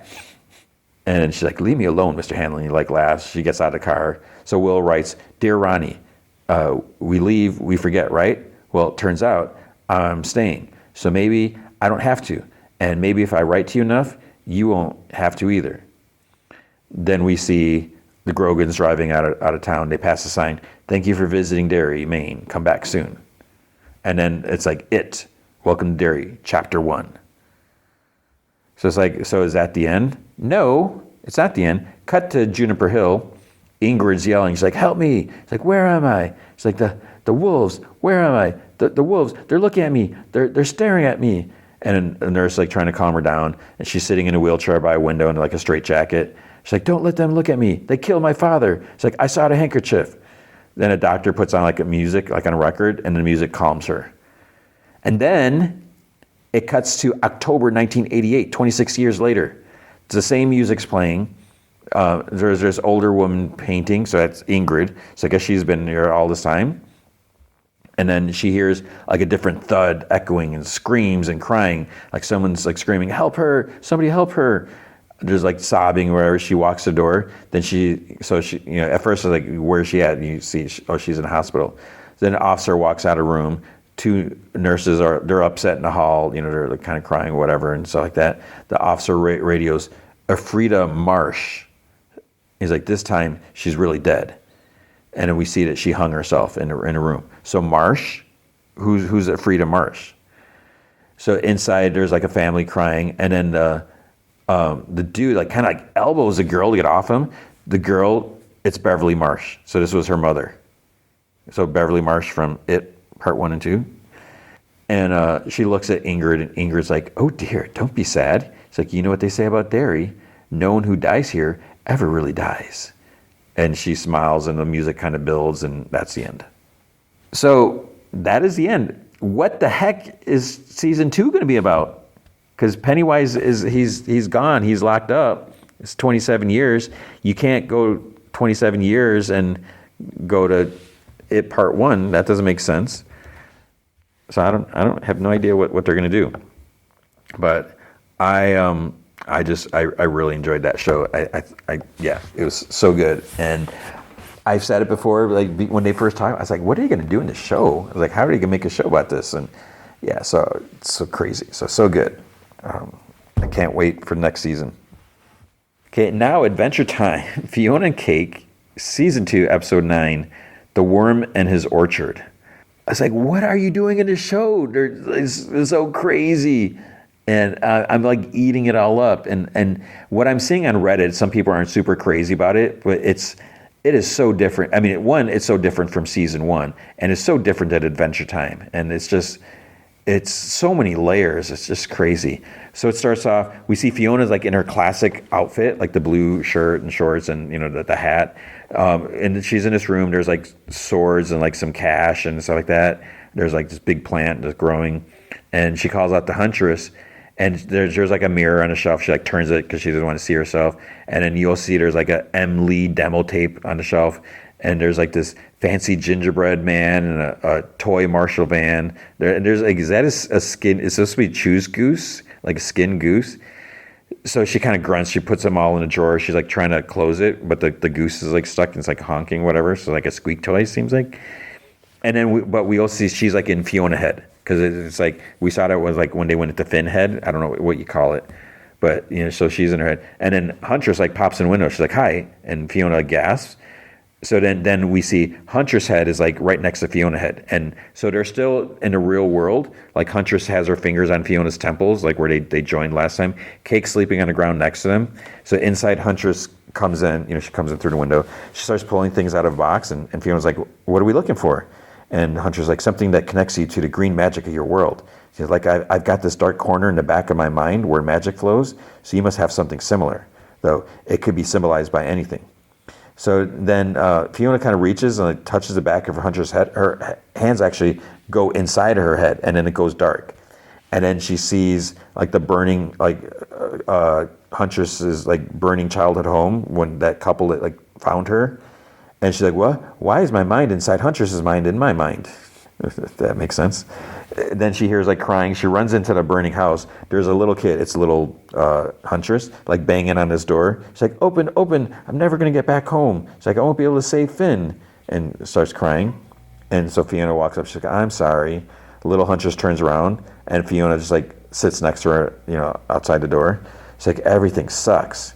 And little Huntress kind of leans on Fiona's arm. Then Fionna scoops her up, and holds her, and then flames are approaching on both sides. Then there's like a flash of like, I think it was like a big Cake the cat, like holding Huntress. And then when Fionna was holding her as a little plant, like in this season, and then her adoptive parents, like before the fire, and then back to like Fionna. So they opened her eyes, and then the fire goes out. And the other side of the door is like starts glowing. So Fionna moves, and the door opens, and there's like green light inside, and this long creature, like it's almost like a big, long, extended neck where it pops out. And Hunter's like, the heart. It's like, I thought the way to the heart would be within you, but it was in my inner mope. And I don't know what that means, mope. She walks up to it. She holds a knife. She's like, I'm sorry. So the heart holds its head up and like kind of stick out its neck. So I guess she's got to kill it or cut it or do something like that in order to save Finn. She puts a knife up to it, and then she drops the knife because she can't do it. And she bows like down, like, to the heart. It touches at the top of her head, and then she like glows, and then she like turns to adult size. And she still has like, because she had like these golden, like almost like honey tears or something like that. The heart like licks them off, because the heart it's almost like a big like white horse, like with a long neck. So Huntress puts her head against it, and it goes back inside the door. There's a flash of white light inside, and then she turns to Fionna. She's like, this is my exit. Goodbye, Fionna. And she walks through. Big flash. Fionna stands. She's like, screw it. She walks in after Huntress. Cake wakes up, and there's a big, glowing, colorful portal next to him. She's like, whoa. And it starts getting bigger and bigger. Huntress is like zapped out into like, it's kind of like that in-between tendril. It's like some weird place, sort of like what we've seen before. There's like a gust of wind or something, and it comes in. She gets blown off, like it blows her away. So she's like struggles and stop. Then these red orbs like fall around her, and then they go down, and then they float back up. So Fiona, she's like also, she's like falling or spinning around. She's like, cool, a new world to ruin. So Huntress screams when she hears Fiona because she wasn't expecting her. It kind of surprised her. She floats over and like catches her. She's like, hey, why did you follow me? And Fiona's like, why do I do anything? So they start falling, and then Huntress like, dude, are you getting heavier? And she's like, that's what I do. I pull everyone down. And then Fiona slips from her grip and falls down. Like there's like a layer of clouds. She falls. I don't know what's down there, or we don't know yet.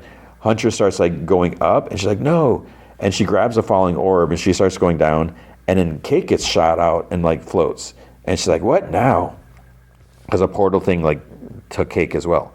So she sees Huntress falling. She wraps like her lower body around a branch, and then she like stretches down. And Huntress is like, I'm coming, Fiona. And there's like a screeching noise, and she grabs a branch. She's like, I hear you. And then Cake's like, Bush baby. She's like, where's Fiona? And Huntress like, she fell down another level, and she tosses like the red orb at her, and then the Cake's like lower part gets unhooked from the upper branch, and then she starts falling faster, and Huntress hears like screeching. She's like, I'm coming. And Cake's like, for Fiona, I gotta be brave. And then like a big blue worm like pops out of the clouds with its mouth open, and Cake gasps, and the worm's like, oh, you're not a paintball. And it like bends, and then Cake gets like bounces off, like gets ricocheted down. So she lands in a pile of something, like a mound of something, and then Fiona lands like on a plant, like almost like a Venus flytrap, and it closes on her. And there's like some other like kind of almost like jellyfish, like translucent creatures in there too. Liquid or digestive acid starts rising. One of the other critters like starts to dissolve, and Fiona screams, and she's like, of course I landed in an alien death trap. She like goes to punch the side, but then her like fist sticks to the side. She's like, I guess this is what I deserve. And then a big blade whoosh, like pops out in front of her face, and starts like slicing, and she like dives out, and she's like, who are you? So there's someone in like this almost like a brown furry hoodie or something like that. And at first I was like, is this a woman? Takes off her hood, and you see like green skin with blonde hair. It's a dude. I won't say it just yet. Hunter swings over to like this other branch. She hears more screeching. She's like, you're close. She climbs up. She sees like this globby creature with like boils or bubbles or something on the side. She's like, hey, little guy. She's like, I'm not going to hurt you. She reaches out, like, then tendrils come out. Tendrils come out of the orby thing as well. And she gets a flash, like more branches bubbling up. She's like, your home has been poisoned too? And like whimpers, and she puts her hand on it. Tendrils come out again. The tendrils like from it touch near hers, and it starts to glow yellow, and it heals up. And I think it had like a stump of a leg, and it like reforms, and it has 6 arms. So she helps up. She's like, let's take you home. Cake climbs out of the pile of whatever. It's almost like purple sand, when there's like this yellow like sparkly stuff. She groans disgustingly. She scoops him up, and it's just like it falls out of her hands like sand. And she's like, what's this? And then the closed caption call him Karmic Worm. He's like, those are my castings. So the big worm like smiles at her, and she stretches away. She like hisses, and he's like, sorry for slamming into you back there. He's like, I wasn't expecting company. And then he's like shrinks down a little bit. He's like, I don't see a lot of new faces, just new paintballs. He's like, welcome to the undergrowth. I'm the Karmic Worm. Could you pass me that? Eating those is kind of my job. And so the worm is, it's blue, but it's like translucent. So we can see the ball go in him and like go all the way down. And Cake's like, you live down here eating pain? And he's like, well, when someone in the multiverse pushes down a thought, I process it so it can fruit again on those trees, a new framework, a little lighter. When they're ripe, they'll float on back to their source. They might cycle back down here again, not that I look. And she's like, huh. He's like, how did you get here? Not that I'm complaining. She's like, it's not just me. Have you seen Fiona? And she turns her body into like Fiona shape. He's like, oh, not yet. But if she's here, we'll find her. He's like, I know this place like the back of my mind. And Cake hops on and they float away. So it's like a flying, floating giant worm. Fiona's walking with the tall blonde wearing the coat now. And she's like, so are you Finn's doppelganger? He's like, He's like, used to be, yeah. It's like, I remember sort of dying in ooh. So this is like the real fern, Finn's fern, whatever, the Adventure Time fern. So he's like, I remember dying in ooh, but my consciousness awoke here. He's like, I tried to be Finn. I wanted what he had, his things, his life. And Cake's like, sounds familiar. He's like, but I'm something else. So they get to a tree with like with some of the balls on there. He sprinkles out flowers or something, and she's like, "Is this your garden?" And he's like, "Not exactly, but it is special to me." And she looks closely at an orb, and then like it's weird because like his head kind of like stretches out, whispers like, "Touch it." So it's a flashback of Finn with Fern's arm, like huge, massive, and he's like being stretched, like torn apart, and was when Fern got ripped off of Finn's arm, and then she's like, Finn, and he like nods, and she touches another one. We see adult Finn with the beard, big muscle Finn, sitting next to Huntress, and they're playing like a fighting video game on BMO. Huntress wins, and Finn's like, you could beat me at video games more often if we lived together. And it's kind of awkward, and she looks away, and he's like, do. And BMO, I think, tries to change the subject. It's like, who wants to play a different video game? And then Fiona releases her touch, like, whoa. She touches a big one. It's adult Finn screaming, Jake! And then she like gasps, and Fern pulls her away. It's like, you don't want to see that one. Trust me. So that must be when Jake died. And I don't think we know exactly how it happens. And I kind of like that they don't tell us. I don't know if they should. I want to know, but I also don't want to know. He's like, Finn's a sad fruit medley, but the balls won't flow up. He's not ready to deal with those feelings. So, and Fiona's like, is everyone's unprocessed junk down here? But up above, Huntress is walking with the little dude. Like all the branches are decaying, like bubbly whatever stuff. They approach one, and the guy grabs her leg and whispers, and she tells it to, go on. She like jumps down. She enters this opening, and there's someone lying there with like the growths on her face. And then that opens his eyes, like, well, hello, Huntress. And she's like, witch wizard. She's like, you follow me, dog? And witch wizard like, I've been waiting for you. Did you drop something? And witch wizard like stands and is holding like a glass acorn. I'm like, wait, what is that? Have I totally forgotten? And she's like, give it here. And witch wizard like, whoops, and like chuckles and like, drops it. It's like, all the years guarding a buried cow when I could have been juicing on the greenest magic, and now it's all mine. So Huntress gets a flash of like Finn's wound, and Finn, the witch wizard, laughs maniacally. Huntress like growls and lunges, but then they go flying out through the wall and like start like out in the open and start falling. Fern and Fiona reach another tree with paintballs. She climbs up, touches one. It's a Gary memory, and he made like a roasted ham for his family. He's like, and he's like, okay, it's, eat up. And Mom's like, oh, Bubba, you sure you don't want any? And he's like, so his parents and his sister are there. But he's like, you and Dad have been working hard all day. I'm just popping out for a walk. And we see him sitting next to some guy at a hot dog. He has a hot dog in his hand from a hot dog truck. And the guy next to him, he's like, these hot dogs are crap, but at least starchy, you won't have to cook. And Gary's like, I know what you mean. And Fiona like releases, she's like, poor Gary. Touches another one. It's one of Ellis P's dreams, but it's the one we saw where he's floating and the floating girl whispers a message for him to pass on, and he's like trying to cover his ears, and she's like, tell them to go beyond the end of the peach. And she releases like, poor Ellis, I think. Touches another. It's a young Marshall memory. His mom's talking to him, and she's like, I asked for peace and quiet, and you whiffed it. So, and she's like, and now you're trying to make me feel sorry by pulling that sad face. He's like, sorry, Mom. And she's like, oh, you make things so difficult. She touches another one. It says, Hunter, he's digging. And I don't know if it was Fennel that was digging next to him, but he's like, can't believe she blew off the meeting. And then the girl, she's like, maybe she just had a lot going on. And Hunter's like, Frank already had it out for me, and now I'll never get him off my back. It's like, I just wish you could get her poop together. But it's like, they swearing again on Adventure Time. Fiona released, she's like, I've never heard them talk like that before. Fern asks, he's like, are you okay? He's like, maybe you should stop.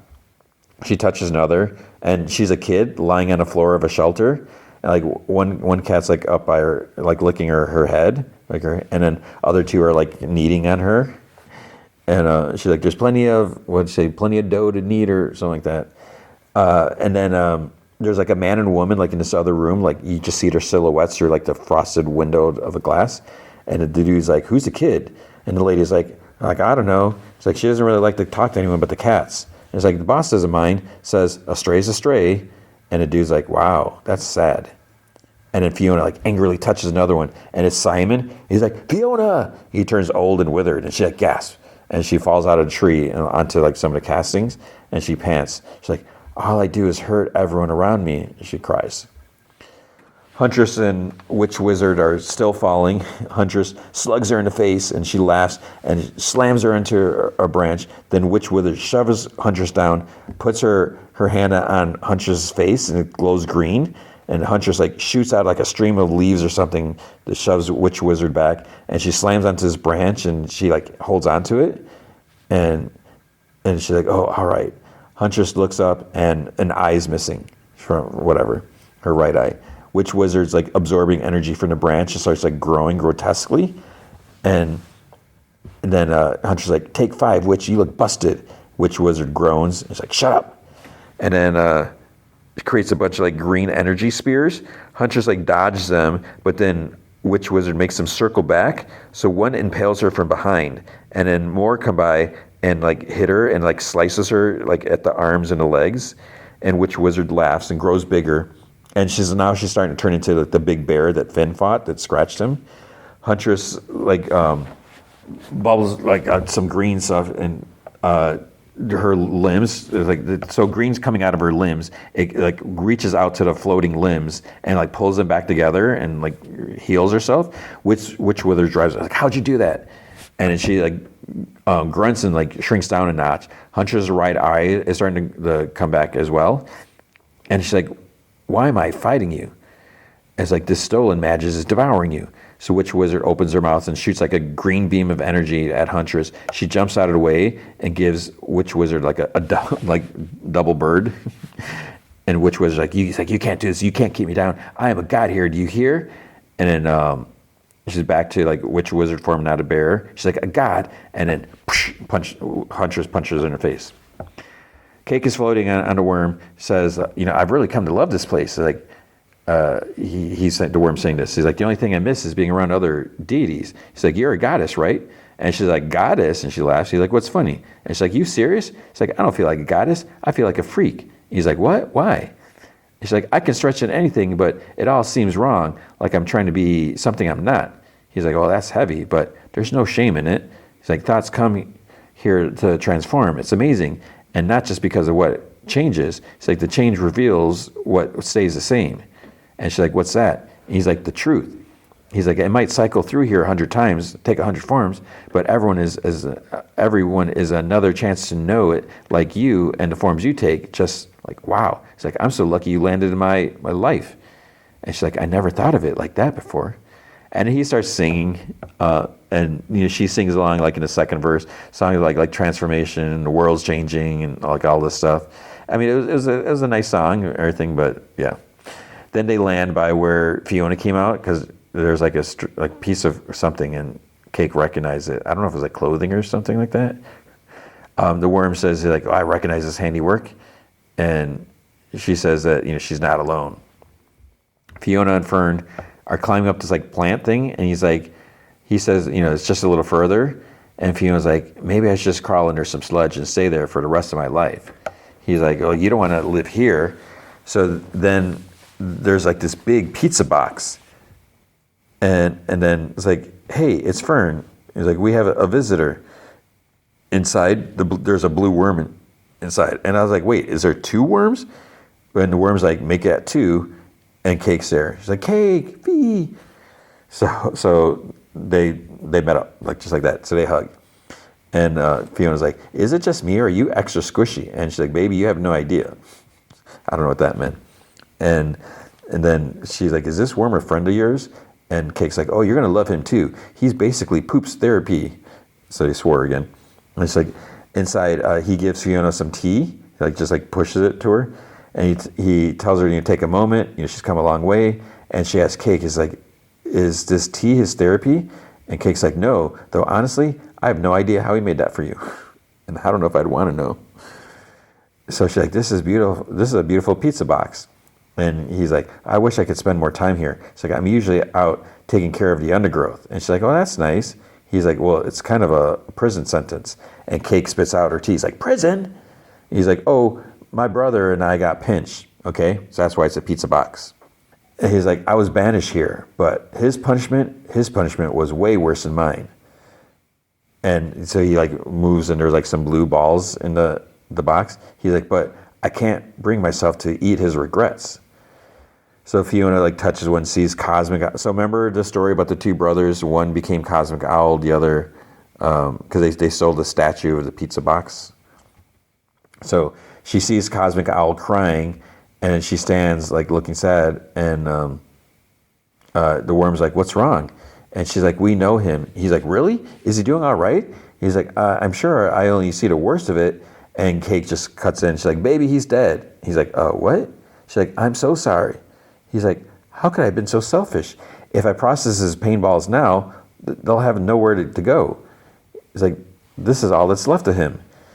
And Cake's like, it's okay, huh? Just let it out. And he's like, that's worth a try. You really are so brilliant. Our kind are like ideas, hard to kill outright. So then he bumps the ball against his head and it kind of cracks. And then the little crying Cosmic Owl is out of the ball. It opens his eyes. He's like, brother? And the worm's like, hey, do you still like pizza? He's like, it is you. They hug. He's like, I'm so sorry. I mean for you. And the worm's like, I'm happy here. I forgave you thousands of years ago. I've seen how much you've been hurting, but our work isn't done. And Owl's like, I know, but I can't stand it anymore. And Worm's like, let me help you. It's okay to feel regret. When you do, know that I'm here for you. It's like wanting you to be whole, waiting until I can see you again. And Cosmic Owl's like, for you, Worm brother? Or something like that. And then he makes a cut in the box. So it's like that was like weird. He's like, for you. He cut for him. Then what happens, it goes back to like the trial of like, the murder of Cosmic Owl. So Orbo is like, he's like still keeping mum, huh? So Finn is lying on the bed on a platform, like with like a chunk of the floor he was just like scooped away. He's like, Orbo's like, your silence is only digging you a deeper grave. Then Cosmic Owl's body starts moving and then something busts out. Orbo shrieks and like rolls off the platform that he's on. All the people watching gasp. And I think like Party God, the Wolfhead's like, what the hell, or something. Cosmic Owl's body goes up in flames, and then there's a new Cosmic Owl standing there. So it's like kind of like yellow instead of brown. And he's like, mistrial in the court. Orbo like rolls back somehow. He's like, holy dooly, Cosmic Owl, is that you? You look rank. And again, it's like yellow instead of brown. It's like a little smaller. And Cosmic Owl's like, I demand you let Finn go. He's like, I got shanked on purpose. And people are like, oh. Orbo's like, it's okay, now that you're back. He's like, it'll be business as usual. And Cosmic Owl's like, nah. It's like, I quit. And then he like sheds his outer layer, and now he's like more puffy. He's like, see ya. He starts like flying away. And Orbo's like, oi. He's like, oi, you can't do that. And Cosmic Owl's like, you'll have to catch me first. And Orbo like looks at Finn. He's like, piss. So Cake asks Worm if he's okay. And he's like, our meeting was perfect. Knowing that the guilt that he's been carrying around could finally be lifted, the way, he didn't even hesitate to set things right. I'm so filled with pride and love for my brother. And Fiona's like, I messed up. I bjorked it all up real bad. And Cake's like, baby, it's okay. And she's like, it's not okay, but it's not too late to set things right. And Hunter's like, no, it's not. So she climbs up and she tosses on like a tied up witch wizard. And she gets a little freaked out by the worm. She's like, when he comes close. The worm takes him up to a higher level. Huntress hops off with Witch Wizard and like whistles. And she's like, time for you to go home, Fiona. And she's like, what about you and Finn? And Huntress like, I lost the cure. She's like, oh no. And Huntress like, it's for the best. Like, I'll find another way, a better one. Cake's like, Fiona. Fiona's like, ready to get out of here? And Cake's like, actually, I was thinking of staying. And she's like, oh? And she's like, not forever. I need to see what else this place has in store for me. And maybe get to know that fine worm a little better too. And Fiona's like, I get it. And she's like, but if you need me, you just say the word, Fee. It's like, I'm your ride or die. So they hug. And Huntress just says, like, the portal's over there. And Cake like extends out and makes a big hand and like, grabs Huntress. And she's like, get over here, girl. And she's like a little embarrassed, she's like a little flushed. But then she like closes her eyes and like pulls into the hug. And she's like, thank you for all the help. And Fiona, you're not a broken tool. You're really great. So Fiona stands by the portal and Cake's like, you got this, girl. And the worm's like, it's okay to be nervous. She takes a breath, touches it, and gets transported. Cake and Worm leave. They fly off. Huntress is like left with Witch Wizard, and she groans. She's like, you let me loose so I can give you a real ass kicking. And Huntress like, we're going back to Ooh. And she's like, no, you can't. I'll have nothing, no powers. I'll be a nobody. And Huntress like, you'll learn to be somebody again. Back in the theater room, so Finn's bed is back. Princess Bubblegum's like, we can't risk losing him again. And yeah, like I think the other witches are tied up. And she's like, his organs have gotten significantly weaker. He could go at any moment now. Simon and Marceline, they hold hands. Finn's skin, he's like all old and wrinkled. And she's like, there's no other choice. And it's weird, the closed caption says guncock, you're or something like that. She's like, we have to call his mom. But she holds up her phone. So it wasn't a gun. I think it was her just turning her phone on. It was weird. So I guess we're going to see Finn's mom. But then Huntress arrives at a portal with Witch Wizard. She's like, hang on, Finn. She touches the portal, the thing. It's because it's like kind of like a leaf or whatever. But then it shatters and crumbles, and then the pieces blow away. She's like, no. And then that's the end of the episode. And I'm like, dang. It's like, so we have one more episode left. But it's not going to be Fionna and Cake. It's just going to be Fiona. So, yeah, I don't know. I hope Finn survives. But you never know. Anything goes. So, yeah, this was crazy. It's so bizarre. And I'm digging. Seeing Fern again, I'm like, wait, what? Oh, man. Okay, and now, Stranger Things, Season 5, Episode 4, Sorcerer. So this is the last episode of the first part of the final season. Okay. So Joyce tries talking to Derek, and she's like, I know you're scared. I know you're angry. She's like, I promise you that, we're here to help you. So he's like struggling because, he's tied up. And she tells him that, she's like, you're going to hurt yourself. You need to calm down so we can talk. And, asks, do you know who I am? And he's like, evil child kidnapper. And she's like, I get why you would say that, but I'm just a regular mom, not evil. She points, she's like, that's my son, Will. And Derek's like, zombie boy. And she is like, do you know why they call him that? And Derek's like, because he died and came back to life. And she's like, what people don't know is that when he went missing, he was taken by a terrible, scary monster. And now that scary monster is after you. Derek's like, yeah, I know Mr. What's-It told me, which is why you need to let me go. And she's like, no, Mr. What's-It is not who he says he is, okay? He's lying to you. All those monsters, they work for him. That's why we took you to this barn. We thought this barn was safe, but he found us. So we have to move you again, somewhere where he can't find you. So if I untie you, will you cooperate and come with us, please? So he nods, and it's like, yeah, right. And she's like, you're a very brave kid, Derek. I want you to know that. As soon as he leaves, he knocks Joy over, plows through Will and Robin, who are standing like in a doorway. Will gets up, goes after him, and like tackles him. He's like, let me go, get off me. Will yells, someone get the door, because the barn's door is like wide open. So Robin and Erica shut it and put like Saba wood, and they bolt it shut. He calls Mom for some rope. Then Derek throws dirt or like hay dirt, whatever, dust in his face, and he gets up. Erica's like by the door, like crouch. She's like, come try us, dip poop. But it doesn't say poop. So he runs the opposite direction. And he goes up a ladder to the hay loft. Robin starts climbing, and he pushes the ladder over, which I would think that the ladder would be attached. You're not, I thought that was silly.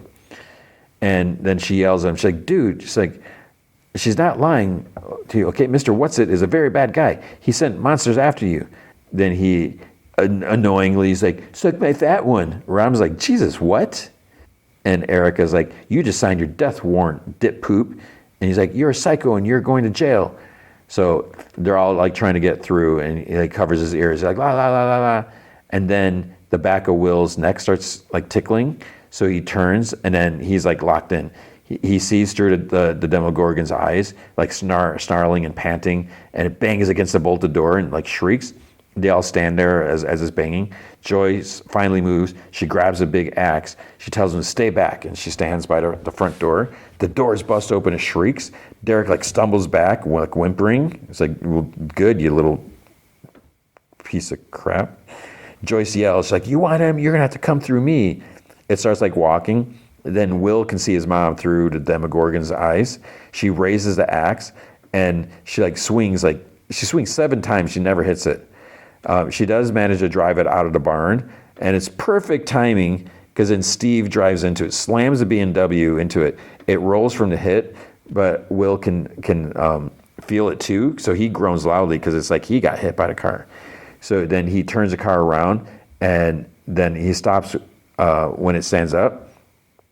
And, so it's like, why doesn't he try hitting it again? Instead, it like turns and runs. It opens a doorway like at a water tower, so it goes back to, the upside down. Dustin's like, it's flipped and it's headed back towards them. So Steve's just like sitting there, and Jonathan's like, you got to turn around. And Steve's like, wait, gates are like peanut butter boppers, right? And, he's like, the outside is like crunchy and tough, but, bite down on it and it gives way to a gooey, creamy core. And John's like, what the hell are you talking about? He's like, if I drive fast enough, the beamer can punch a hole through the gate, and we can track the demo in its home turf and the upside down, follow it back home. Dustin's like, we're losing the signal. So they're arguing, and Nancy's like, do it. So the gate is like closing, it's starting to like close shut. Dustin's like stop. It's like, we're not gonna make it. So they hit the gate, side mirrors get like knocked off, they make it through. And it like cheers, and it's like, we have a strong signal. So the Demogorgon's like running. Will screams. More visions. Like there's 4 kids like trapped or bound to these like tube things in their mouths, and he sits up with a gasp. And Joyce is at his side, and she like hugs him. She's like, "I got you." He's like a little shook from like the experience. Then we see some girls watching like Sword in the Stone while the parents are sitting on the couch. Little dog's like barking. She tells it to shush. There's a knock at the door. There's like flashing lights outside, and they're pounding on the door. Dad answers. There's 2 soldiers. Asks if he's Alan Miller, and he's like, "What's this about?" Dude's like, "It's your daughter, sir." And the girl like watching the movies is like kind of panicking. They take her away while the parents stay in the house. I was like, wait, what? So they guide her to this like gray school bus. It says military police on the side, and she like waves because there's some kids on the bus that she knows. She sees them in the window. And then Lucas and Mike roll up on their bikes, a couple houses down. And they're like, what's going on? So the chase is continuing upside down. Steve says that their boy is taking them on a shortcut through the cemetery. And Nancy's like, that's almost at the county line. And Jonathan asks, he's like, doesn't this thing get tired? Dustin comments that it's actually speeding up. So Steve and Dustin annoyingly start arguing. Dustin said that he's getting interference, and Steve says, well, listen harder. And he's not even looking where he's driving. Nancy tells him to slow down, and then they're yelling at him, like, watch out. And he like slams into something because he's a big idiot. And so everything goes dark. And then Joyce is trying to call Jonathan on a walkie-talkie. Robin comes out, is like, asks if there's any luck. Because she said, well, the plus is that means they made it through. And she asks Joyce if she wants to see where they're headed. So in the barn, Will's like frantically painting on a wall. Joyce and Robin come in to see his work. Derek and Erica are watching, and it looks like almost like an opening to the upside down. There's like a center line or waves like going outward. Joyce like, what is it? Will's like, I don't know. He's like, but I could just feel it's important to him. And Derek asks, like, for Mr. What's it? And he's like, his real name is Henry. And Robin's like, AKA Vecna. Erica's like, AKA the one. And Derek's like, that's too many names. And Erica's like, well, why don't you just zip it and listen, dip poop? Will's like, I had this feeling he didn't want me there. I wasn't supposed to see it. And they're like, you've never been this close to the hive mind before.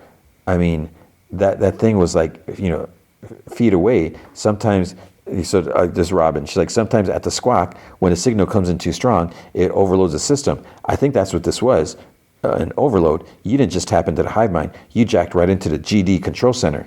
But it's like, how on earth would you have any idea, how would you know that this is the case? You have zero data on how a hive mind works.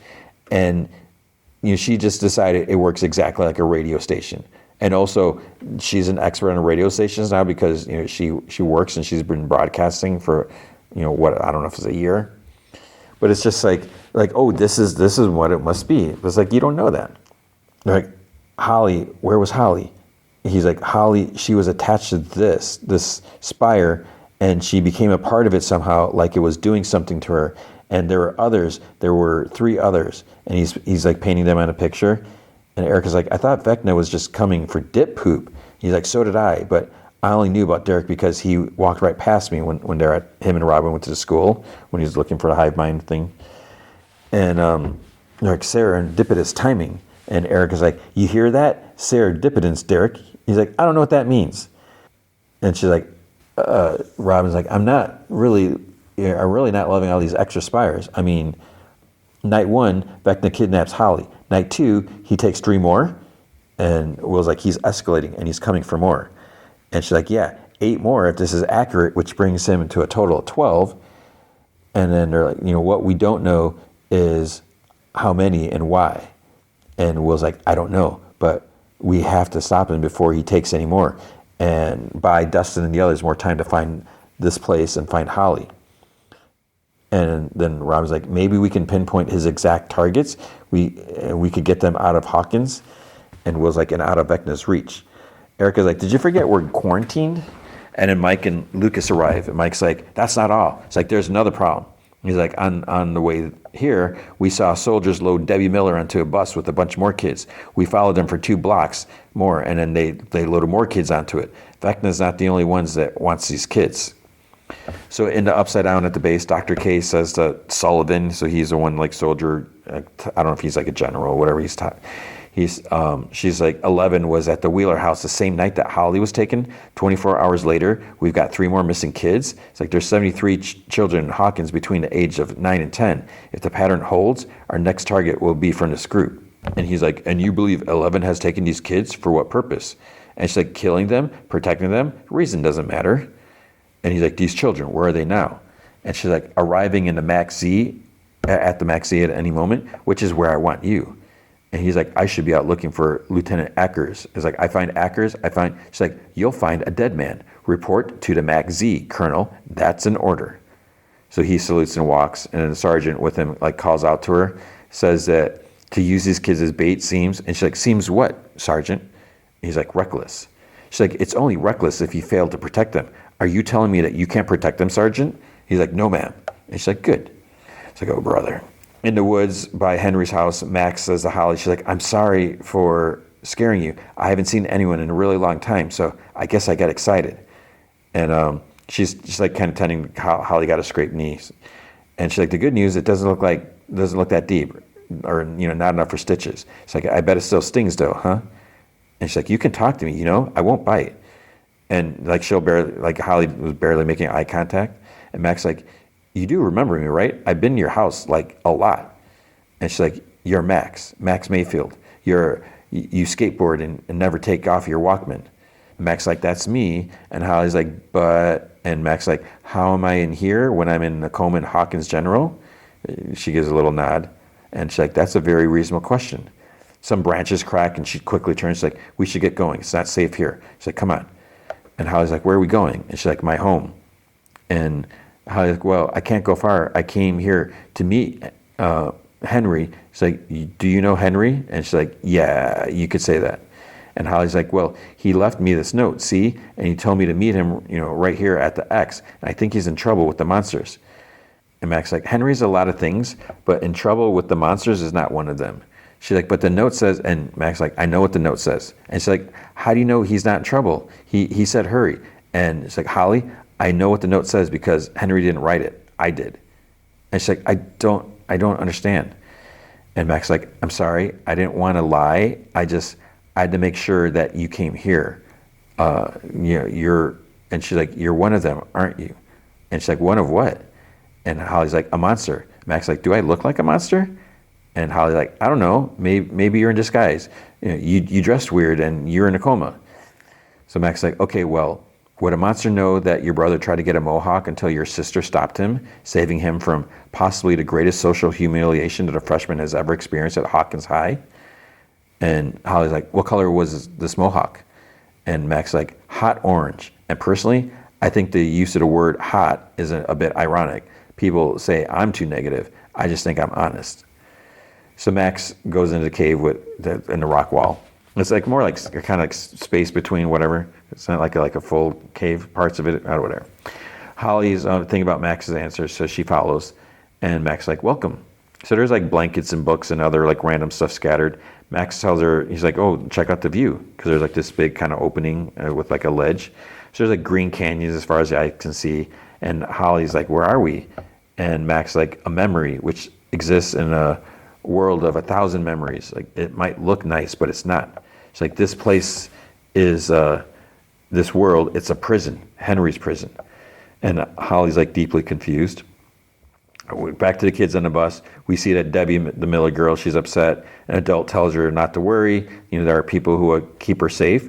And just think of this as a field trip, like a learning expedition. So the bus pulls into like part of town, like behind big gates and walls. The group is watching the bus arrive. Erica's radioing from like the tower, like the church tower or whatever. And kids are being taken into barracks by the library. They put the map up on the overhead projector and then like the map of the tunnels on top of it. And conveniently, there's a tunnel that goes right underneath the barracks. And Mike says that they're going to need a lot more luck in order for this plan to work. Because if they're right, the military is trying to protect these kids. So these barracks is going to be heavily guarded. So they have to dig up into the barracks unnoticed, grab the kids, get them to Murray, smuggle them out of Hawkins. And Will says, all before anyone notices that they're missing. So Robin's like, Dick. And they're all confused. And she's like, sorry, did I say out loud? She's like, I thought I was talking in my head. She's like, you guys know Tom, Dick, and Harry, right? And they're like, no one says anything. She's like, seriously? It's like, none of you have seen The Great Escape? So she started explaining the movie. And she's like, prisoners stuck in a barracks just like this one. So they have to hide in tunnels from the Nazis. So they put Tom in this dark corner. They put Harry under the stove. And they put Dick in the washroom. And she's like, for me personally, she's like, I like Dick. And they all look at her, and she gets flustered. She's like, no. And she's like, the washroom. And Joyce's like, okay, so we go with Dick. It's like, how do we find a washroom? Mike says that they need someone who can get into the barracks, measure the distance to the washroom, and find out which kids have seen Mr. What's-It, and somehow avoid the military. And Robin's like, who are we going to get to do that? And they look at Derek, who's sitting on a sofa eating Doritos. So Lieutenant Ackers somehow got free from Hopper and 11. He exits, like, I guess where he was in the bus, and he's like walking. Hopper is actually like watching with binoculars, which this is kind of weird.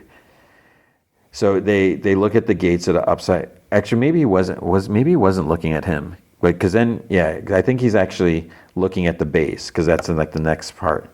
So he's noting all the guards and where they're located. So he tells 11 that he hopes Vecna is in there because she might die trying to get in. 11 just wants to like hop the fence. He's like, this isn't a training mission. He's like, also the roof is metal that she would land on, and she'll alert the entire base. And she's like, well, not if I time it with the thunder. And so she starts counting and whatever, and then Dustin calls on the radio.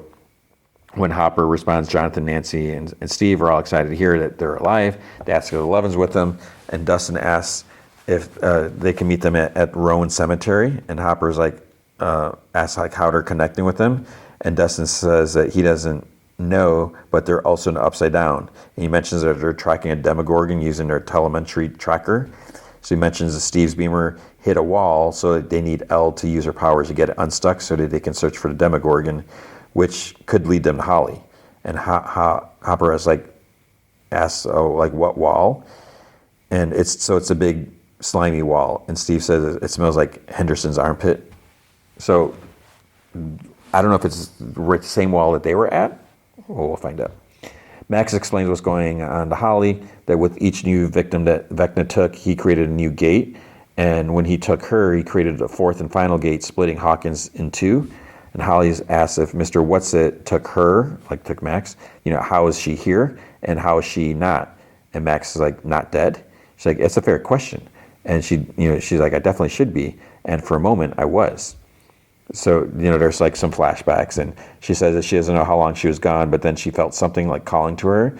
And then she like wakes up in this common room, like for the different kids, like where 11 was, all the experiments, and they're like all dead. And she like freaks a little bit, and she goes in the hall. There's more bodies everywhere. She like walks towards the exit doors, and she can hear people talking. She goes through the doors, and it leads to like high school, but it's like olden times, like 50s or 50 something. And someone mentions, you hear someone talking about this shows one night only, tickets 50 cents, and they're like wearing like 50s dresses. So it turns out it's young Joyce in high school, handing out the flyers to the show. And then she tells Harrington, so Steve's dad, right, that she better see him there. He like looks at it, he crumples the flyer up because it's like Friday night. He's like, yeah, right. And he like tosses it, but he misses a trash can. So Max picks it up. It's a performance for Oklahoma. And then she tells Holly that, because it has a date, she's like, somehow she was in another time, and it's like Hawkins 1959. She's like 30 years ago. So Holly's like, time travel? And Max says only, she wasn't actually there. She was just like an observer. Then she saw Henry Creel listed on the flyer, and that's when she understood that she was trapped inside of Henry's mind and his memories, like a nightmare prison world ruled by an evil psychopathic piece of poop. And Holly says, it's like Camazotz. And she's like in A Wrinkle of Time. And Max is like, well, I never read it. And Holly's like, it's amazing. And she explains Camazotz is like a dark planet that's under control of it, which is this like giant disembodied evil brain. And Max says that the way she sees it, when you're trapped in an evil, messed up prison world, you only have a few doors available. Door 1, you take your own life. Door 2, you accept your fate. Or 3, you escape. And Max says that she chose door 3, and Holly says that seems like the best door, but she says she kept moving from memory to memory, only this world is a maze. So she became turned around, and she ended up like back at the beginning. So then flashback, she opens the door, she's at the facility again, and she's like, that's when I heard her. So running up that hill by Kate Bush is playing. She's like, I heard Kate Bush. And then Holly's like, is she one of your friends? And Max kind of smirks, like, well, you could say that. It's like, music has a way of finding you, even in darkest places. So Lucas has used it before to reach me, to guide me out of Vecna's mind. So back in the flashback, she checks out where the music's coming from. And after all this time, Lucas, she's like, hasn't given up on her. So Holly says that if she follows this music, then what? And Max like, then it would lead me out of here, back home. At least that's what I thought. But then everything went wrong. So she peels this bulletin board in like the facility, like the massacre place, whatever. The wall rips like paper, and then like the scene changes. So we don't see what she's looking at just yet. Derek walks up to the gate in town with his lunchbox, and there's like a lot of armed soldiers. This dude comes out yelling. He's like, hey, what the hell are you doing? So can't you read, kid? No trespassing. And he's like, right, but I see that, officer. It's just my school is missing. So they open the gate, and they guide him in. The soldier dude's like rude to him. Inside the dormitory, kids are like running around, like chasing each other with like pillow fights, whatever. It's just chaos. Soldier dude brings Derek to this guy at the front table, says that he can answer his questions. So Derek is like, where might I relieve myself? So the kids get supplies from Murray to break into the barracks. Then Derek calls Joyce on a walkie-talkie. So he brought in the lunchbox. So I guess he's lucky they didn't like search it. So he's in a bathroom stall. He says that it was 45 of his paces from the front entrance. And Joyce says, that's great. Now round up anyone who's seen Mr. Whatsit, and they'll be there soon. And she says, remember, You're not dip poop Derek. You're delightful Derek. So he exits the stall and he puts like a out of order sign on the door. Hopper and Eleven plan to make their move. She takes her shoes off. She stands outside the gate. Hopper watches. She pulls up a bandana over her face. I don't know why. She runs towards the gate. Does this really high leap. Use her power to slow her descent down, so she lands on the roof like quietly. She leaps over to a guard's tower, but kind of misses it, and she's hanging like on the edge. Guard goes to check out because he hurt her, and then she's like, "Sorry," and she just snaps his neck, and he like falls over. She goes. She lets Hop in. And he's like, "Good job." And she's like, "Thanks, for teaching me and trusting me." And he's like, "Always." So Derek's talking to Barracks, says that the day of reckoning has arrived, and Mr. Whatsit has sent him to gather the chosen ones. If you've been visited by Mr. Whatsit, speak now. And when night falls, follow me to the latrine, and I will lead you to our Savior to safety. One of the girls says, "Oh, Derek's gone mental," like snickers. He's like, "The monsters are coming and you're all going to die." And sarcastic, he's like, "Ha, ha, ha, ha." And Debbie's like, "Are you talking about Henry?" So others walk across this like big field by the radio tower. Joyce says something about people need someone to believe in them and they can, do like amazing things.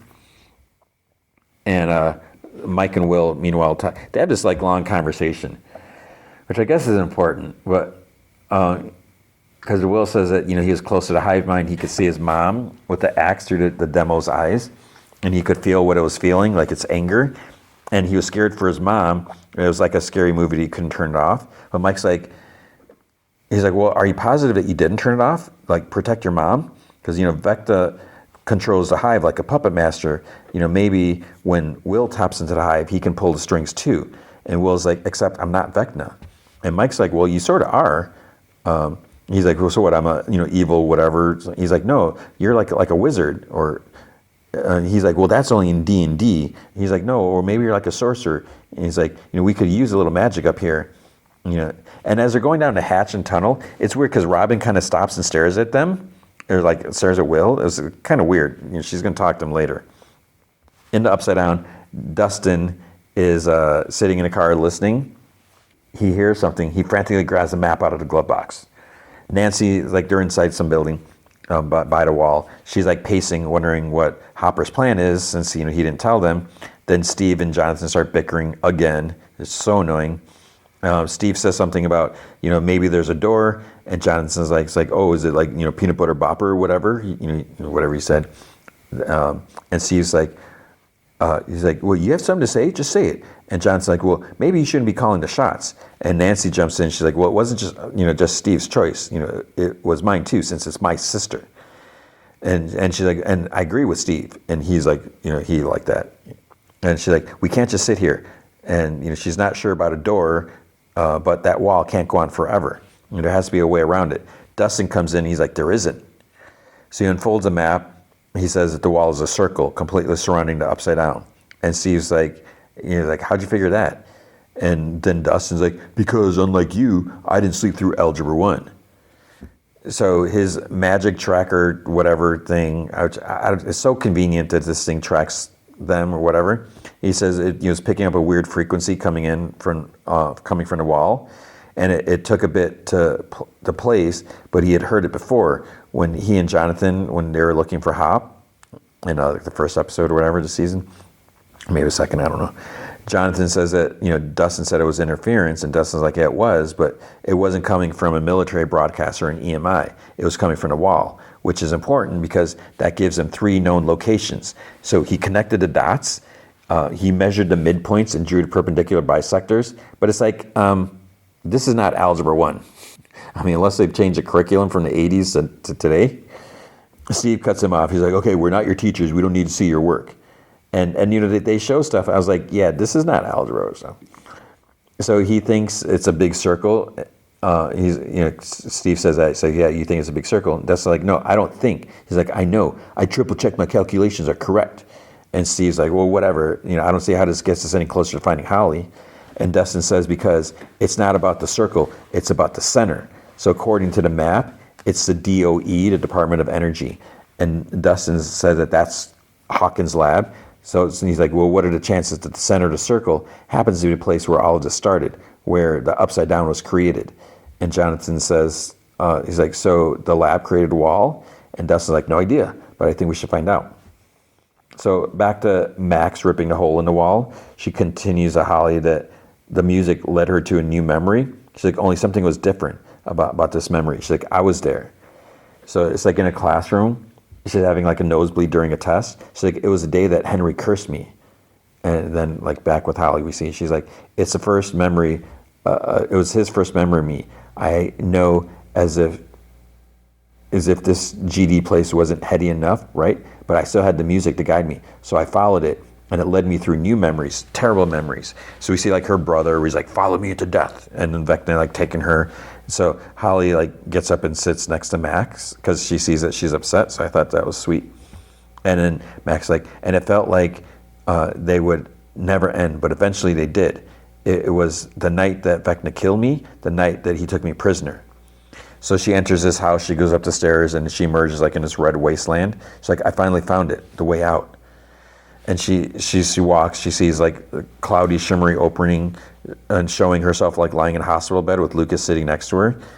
And then with Holly, she starts to cry. She's like, I was so close, so close. It's like I could feel his hand on mine. It was like I was there with him in the hospital. So she walks forward, she starts running, the heart monitor beeps like faster and faster, then the tape stops. So Lucas lets go of her hand, because the portal's like closes. Max looks around, she's like, no. Lucas is rewinding the tape. She's like, Lucas, look. And then Henry's right behind her. He's like, hello, Max.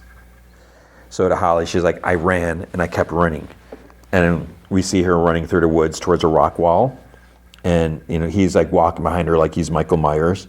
And then his arm starts changing, so he's turning into like Vecna body. And she sees the opening space in the wall and runs, and he walks up to the opening, and then he stops. And she starts, she stares at him.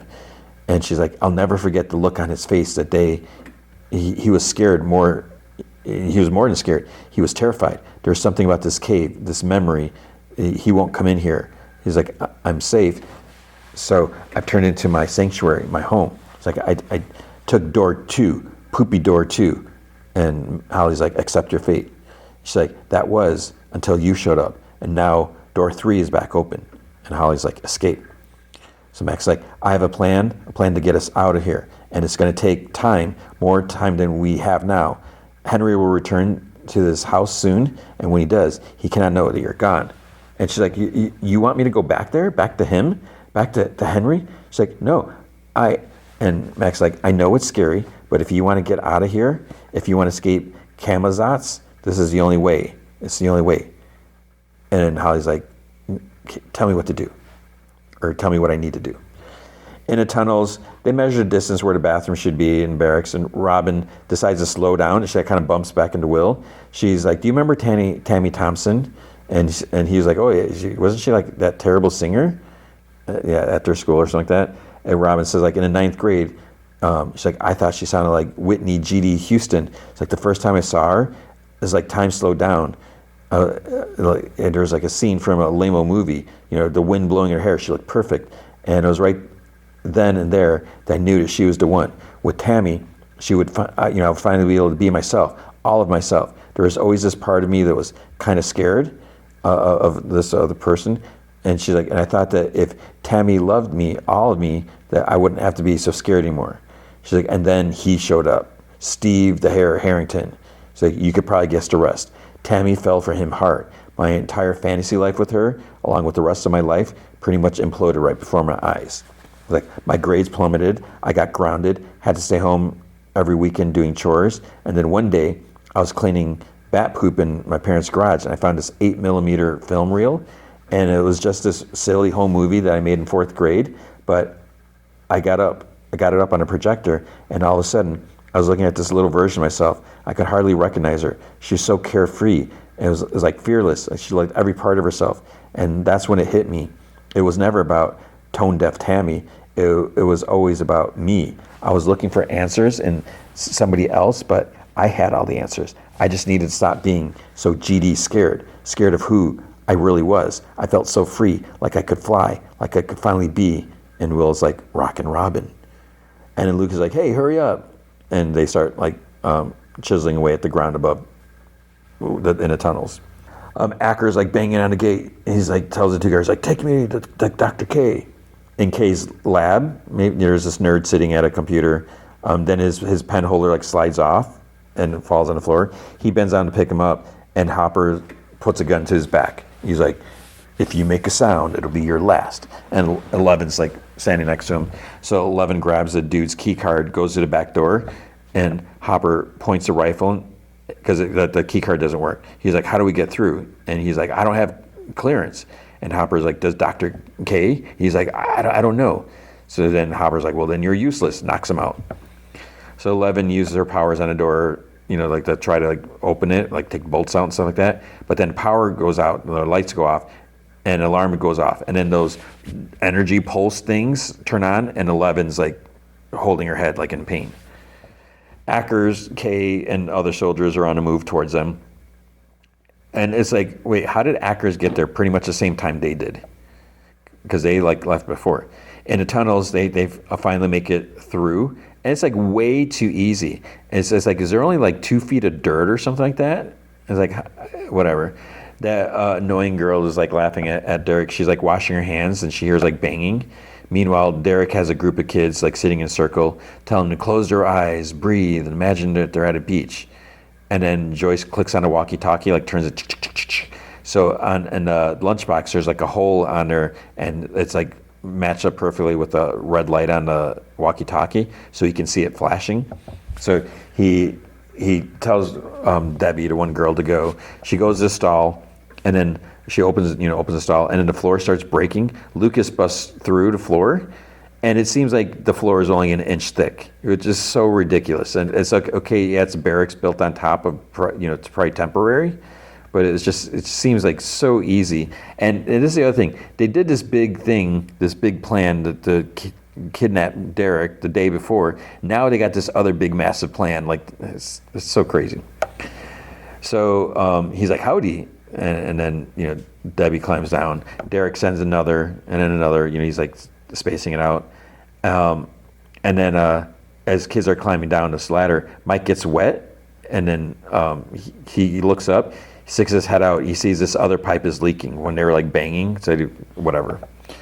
So the guards, Ackers, and Kay, they're moving. Kay goes into an office. I don't know if it's her office or whatever.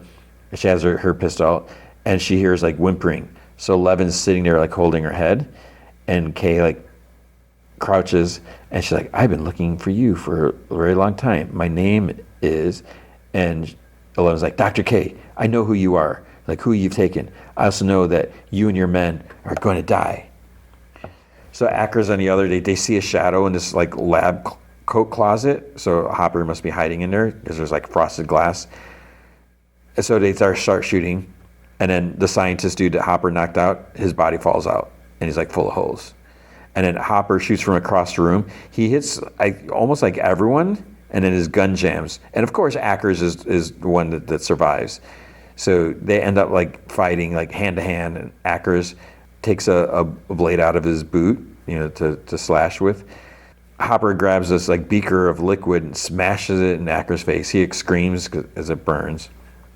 And then Hopper tackles him.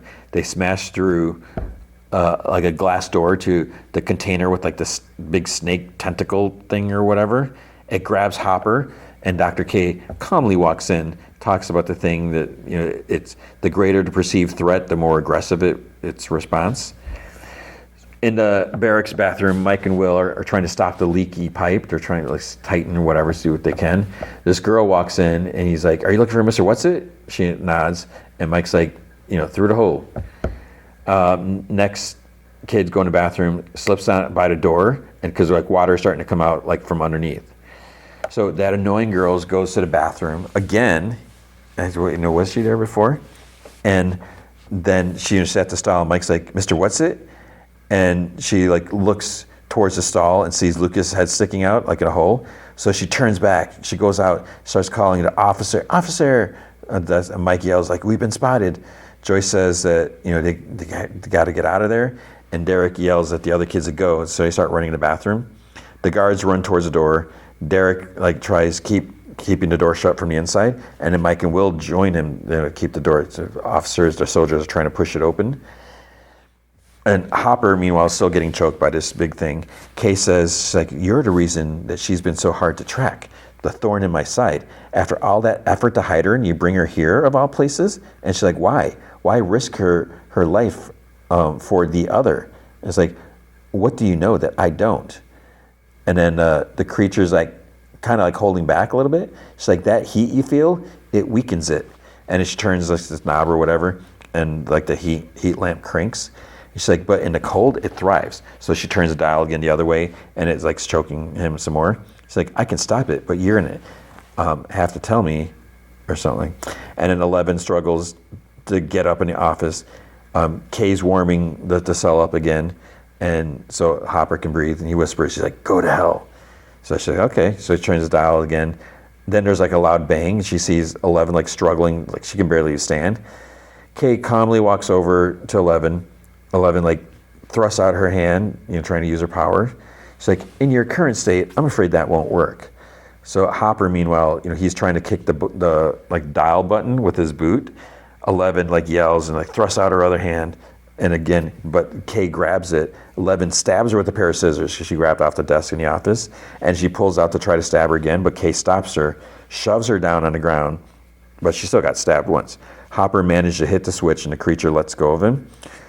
Kay turns around and sees him getting up, like he's about to come at her. So she grabs her pistol and he shoves her arm to the side when she shoots. And then he turns her around, pins her arm behind her back, shoves her down on a table. Then he turns her around and sticks the pistol in her face. And she's like, you're too late. Cavalry's on its way. He's like, that's okay. I'll be quick. He pulls like a chain off her neck. I'm assuming it has like her clearance stuff or whatever. And then he like pistol whips her and knocks her out. Murray is waiting for the kids with the truck. Robin opens the hatch and he's like, where's the others? And she's like, they're coming. Joyce is trying to get the scared girl to climb down. Meanwhile, Mike, Will, and Derek are struggling to keep the door shut. 2 more guards run up, and now there's like 3 of them trying to open the door. They manage to like shove it open, and the kid Derek, Mike, and Will, they go flying back on a slippery floor. Mike like cries out in pain from his shoulder. I don't know what happened there. Then the 3 dudes yell down to Joyce, like, hey, what do you think you're doing? Hopper busts a window in the lab, and 11's like, what are you doing? He's like, hey, you gotta go. You gotta go. She's like, come on. It's like, when you get to the woods, that kryptonite poop can't get you there. And she's like, we can't leave. She's like, we came for Henry. And he's like, you take the compass, follow it northeast, that'll take you to the graveyard. And you're gonna find Nancy and the others. And she sees like a kind of rip in his jacket, so she unzips it a little, and he quickly zips it back up. And it's like, wait, are those bombs? He's like, it's just a fail-safe. He's like, if anything happens, I'm gonna make sure that he goes down with me. And she's like, no. He's like, it's the only way. It's the only way. It's like, I'm not gonna risk losing you. It's like, I will not risk it from here on out. It's like, I want you to know how proud of you I am. I'm so proud of what you've overcome. I'm proud of who you are. And he walks away, and she's still like weak and everything because that stuff's still going on. She's like, no. And he's like, I love you, Jane. And she's like, Hopper, no. And she tries going after him, but she can barely stand. He opens the door with the Dr. K's clearance thing. He shuts it behind him just as she stumbles to it. And then he unzips his jacket and he pulls out a detonator. So he walks towards the door at the end of the hall. And he thinks, like, to the moment, his daughter dying in a hospital and the doctor is trying to revive her, fighting or whatever. He opens the door. Kids are get in the back of Murray's truck. Erica radios Robin that they have a problem because she sees soldiers escorting like Joyce and the boys and some of the other kids. One tells the guy in charge that they have 5 missing kids. And he's like, you've lost 5 kids? And he says that the woman helped them escape through some kind of tunnel. He's like, I'm sorry, can you repeat that? And Joyce was like, listen, these kids are not safe. They're in danger. And he's like, and why do you think that they're here, ma'am? They're under our protection. And Derek's like, if I may interject, officer, I've seen what's coming, and no disrespect meant, but you and your men can't protect poop. One of the soldiers like smacks him on the back of the head or something like that. Mike and they're like, hey. And one guy's like, private, you need to, keep your hands to yourself, whatever. So as they're bickering, Will starts like touching the back of his neck. then he's connected to, and he sees a Demogorgon. He falls to his knees. Joyce goes to him. He like pants and slowly looks at her. And he's like concerned. He's like, they're here.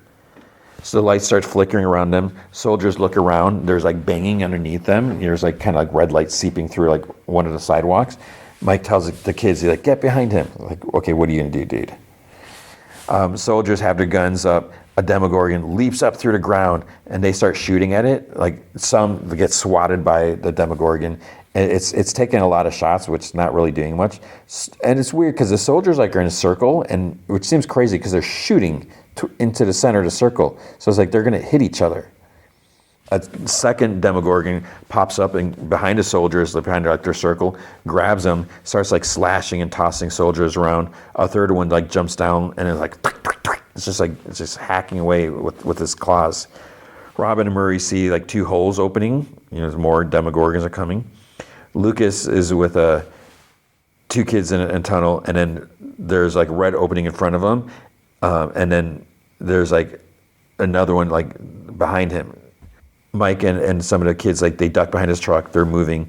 So he's with Derek and a few other kids. One Demogorgon jumps on top of the Jeep, so they move. Another like jumps like right in front of them and like roars.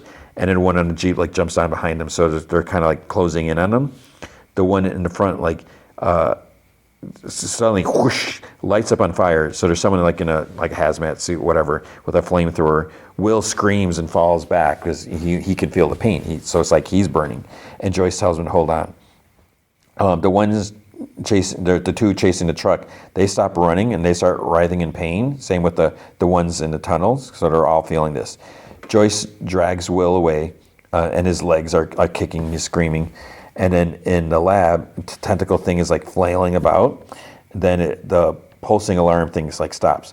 11 hears the door opening, and it's Hopper. And then he motions to the hallway. 11 gets up and walks towards it. Mike sees like someone on the other side of the upside down doorway, and 11 walks to the room, and she looks up. The kid strapped. There's a kid strapped to something. It's kid 808. We see some flashbacks to like 11 and this one girl. I don't remember her at all, but there was something. The doorway starts opening at the ramp, and Vecna's there. So like the main doorway that they drive the Jeeps through, or the trucks. The soldiers see him, start shooting. He's just like walks. He raises his hand, like force shoves some back. Flamethrower guy shoots, and he like blocks it. And then the force, like when the flames and everything hits it, so it kind of like knocks them back. It like knocks back like Mike and the kids. There's more shooting. Vecna uses like telekinetically, pulls pins from a couple of soldiers like on their belts, and then he like sends them flying. They blow up, or he like sends them towards like some tank or something. And then the Demogorgons like stand up. They're back to following the truck, and they leap onto the side. They're trying to get at the kids. Murray's like, he manages to shake the two of them off, but then he accidentally like tips the truck. Lucas, meanwhile, is trapped in the tunnels. A crawling soldier gets his head impaled, and Vecna is like standing there, tosses the truck out of the way, turns to Will. Joyce stands up and marches towards Vecna. It's like, you stay away from him, you stay away. And he just makes her go flying back. So it's like, there's no point in doing that. He makes Will float up, and then he makes him like turn, so Vecna is like face to face, and he floats towards him. He's like, can you see them, William? Can you see the children? It's like, you know why I chose them to reshape the world? And the kids in the truck are screaming. The soldiers are still getting swatted and slashed. And then he's like, because they are weak in mind and body. Other Demogorgons like dragging some kids. He's like easily broken. Robin looks inside the truck, see that the kids are gone, and there's like a doorway to the upside down. It's like closing. And Vecna's like, the perfect vessels, and you, Will, you were the first, and you broke so easily. You showed me what was possible, what I could achieve. Some minds, it turns out, simply do not belong in this world. So we see flashbacks of Will like destroying the shack in the woods, and he's like in tears in the back of the station wagon when they're out in California. He's like, they belong in mind. And he releases Will, and he falls to his hands and knees. Vecna like walks away from him, and back into the Upside Down. Will sees another Demogorgon. It's like runs up to Robin, and one jumps down into the tunnel with Lucas, and another one like climbs up out of a hole, jumps up in the air. It's got his arm and back extended. It's about to strike Mike. He just puts up his arm. I was like, dude, that's not going to do anything.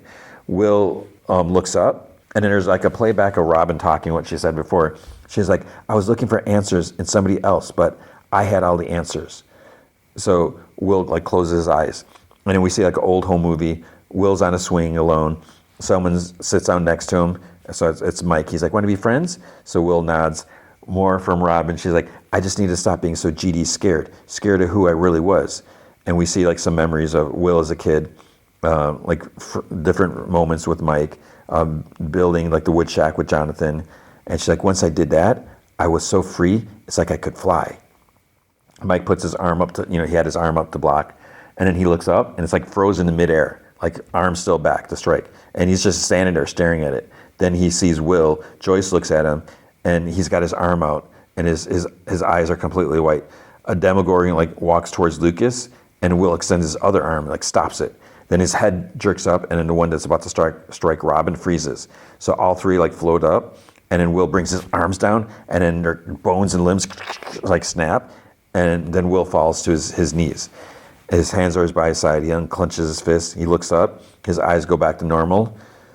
And then there's blood dripping out of his nose, and he slowly wipes it, just like 11 does, because they're so cool. And that is the midway of halfway through the final season. So this week, I think it's Christmas Day, the other episodes are dropping. So hopefully next week I'll talk about episode 505.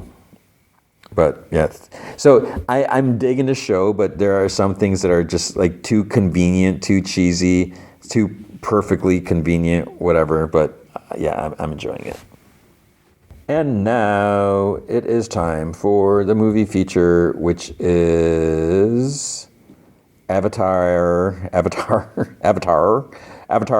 Fire and Ash. It's no secret. I don't love the Avatar movies. The first, I'm trying to think if I saw the first one. I don't remember now if I saw the first one in the theater or not. I must have. I think I did see it in the theater. And I saw it in 3D, and it was cool. And then I remember seeing, someone had a DVD, so we watched the movie, and seeing it in 2D, I was like, oh, I don't like this as much. I didn't love it to begin with, but just watching it not in 3D, it wasn't as cool or as exciting. And then, so I saw the second one, that was in 3D. I feel like the movies are way too long. And going back to what James Cameron said, because, this movie, 3 hours and 15 minutes or whatever, he's like, well, people will sit and binge shows, whatever, so, that's not that much. But it's like when you're at home binging a show, you can stop the show anytime you want if you need to go to the bathroom or whatever. It's like you can't do that in a movie. I was tempted because at one point I started getting hungry because I was like, okay, I'm not going to do popcorn. But then I was like, I still have like an hour and a half or something like that. I was like, maybe I should go get some popcorn. But then I was like, I don't even know if they still have popcorn. I was like, depending, are there still showings? So there's all that. But with these movies, so they look great. The story, I'm going to be honest, maybe it's because I haven't seen the second one since the second one came out. Because when did the second one come out? Let's see, 2022. So 3 years ago, we had that. And I feel like in a lot of ways, the first one was 2009. I feel like in a lot of ways, like it's almost like Avatar 2 and Avatar 3 are very similar. You got these big, long, if I say long, it sounds like I'm being negative. I'm not trying not to be that negative. You got these big, long, I said it again. You got these these in-depth, whatever, you introduce, here's these other Avatarians, what are they called? And so, you build up, it's like, build up who are these other characters and introduce new characters and everything like that. But what ends up happening is you got the big battle at the end. And I'm trying to remember if the second one ended like that, or if there's a little bit after there's a big battle. And I think there's a big battle, and then there is like the more intimate fighting, like the one-on-one. So, and then this one you got almost same thing. And then we got the one dude, what's his name? I'm horrible with names, but the guy, the colonel, right, who is the kid's name Max? Spider. He was Spider's dad, and then he was killed, but then they put his memories, whatever, into a body. And so now he is determined he wants to bring in Scully, right? Sully, who's Sam Worthington. So he wants to bring him in because it's like he's a traitor. So, and he is like obsessed with Sully, and that was the whole thing. The whole what's the whole premise of the movie? They're on this other planet. They want to strip it down, but there's a whole race of people on here. But the Earthlings, whatever, the white men, mostly white, right? They don't care, and they just want everything for themselves. So they don't care if they go and kill whoever because they feel like they're better. And so with that, it's a little hard to watch sometimes because it's not pleasant, and it's mean or cruel or whatever you want to call it. So yeah, but that's why it makes you root for the good guys all the more, I guess. Then we have this other race, and they embrace the fire, and the woman in charge, that you see in a poster, I forget her name. So again, I'm just horrible with everyone's name, and she is like quite the character. She's just like so evil, so in some ways it's kind of funny and it's impressive, because she's leading. She built herself up, and she took over all these people, and they follow her, and they're fierce, the way they fight and everything like that. And it's a different type of fighting. So I do kind of appreciate that. We had the air riders, or not that's not what they call them. Again, it feels. I know I sound like I've never seen a single Avatar movie. Calling them Avatarians. I know that's not what they're called. But you have your first movie species, and then you got all the water ones, and for the second one. And I like how they even kind of gave them like different like facial bone structure or whatever. Because it's a different race type of thing.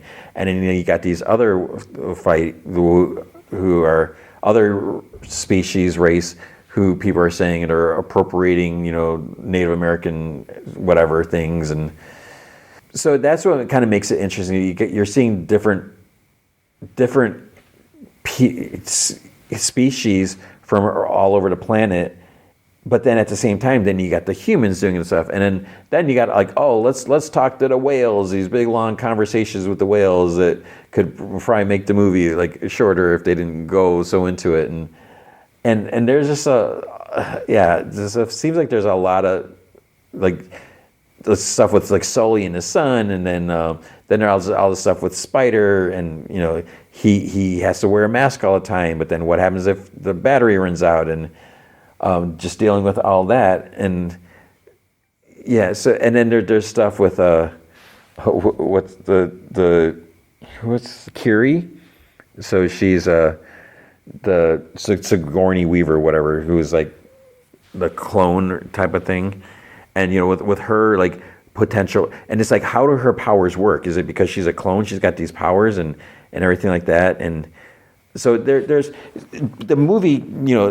I don't even know how this sounds what I'm saying. I don't even know. I mean, as far as the story, it's the same stuff. It's more fight for survival against the humans, or the white men. But we also have the other stuff like developing more stuff, because we're seeing the like Sully, all of them, and the water ones, they're getting stronger. Their bond together, even though they still have their differences. And we got the other species, and then we got stuff with Curie, like her developing. There's stuff with Spider going on, and there's stuff with was Quartarch? Was that his name? Like the colonel.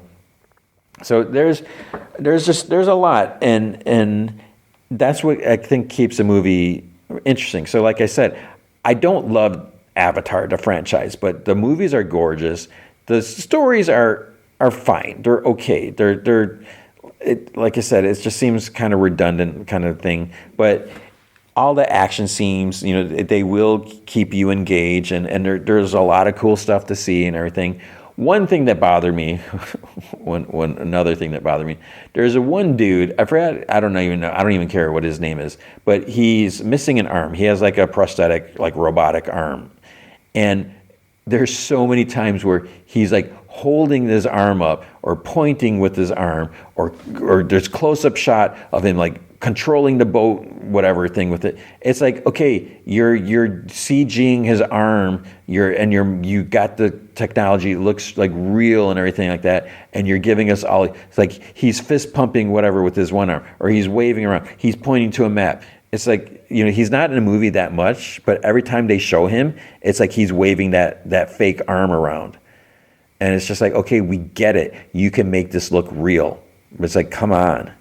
Oh, going back to what I said at the beginning, I'm so glad I saw this in 3D. I love 3D movies. I can't remember the last 3D movie I saw before this. It might have been Avatar 2.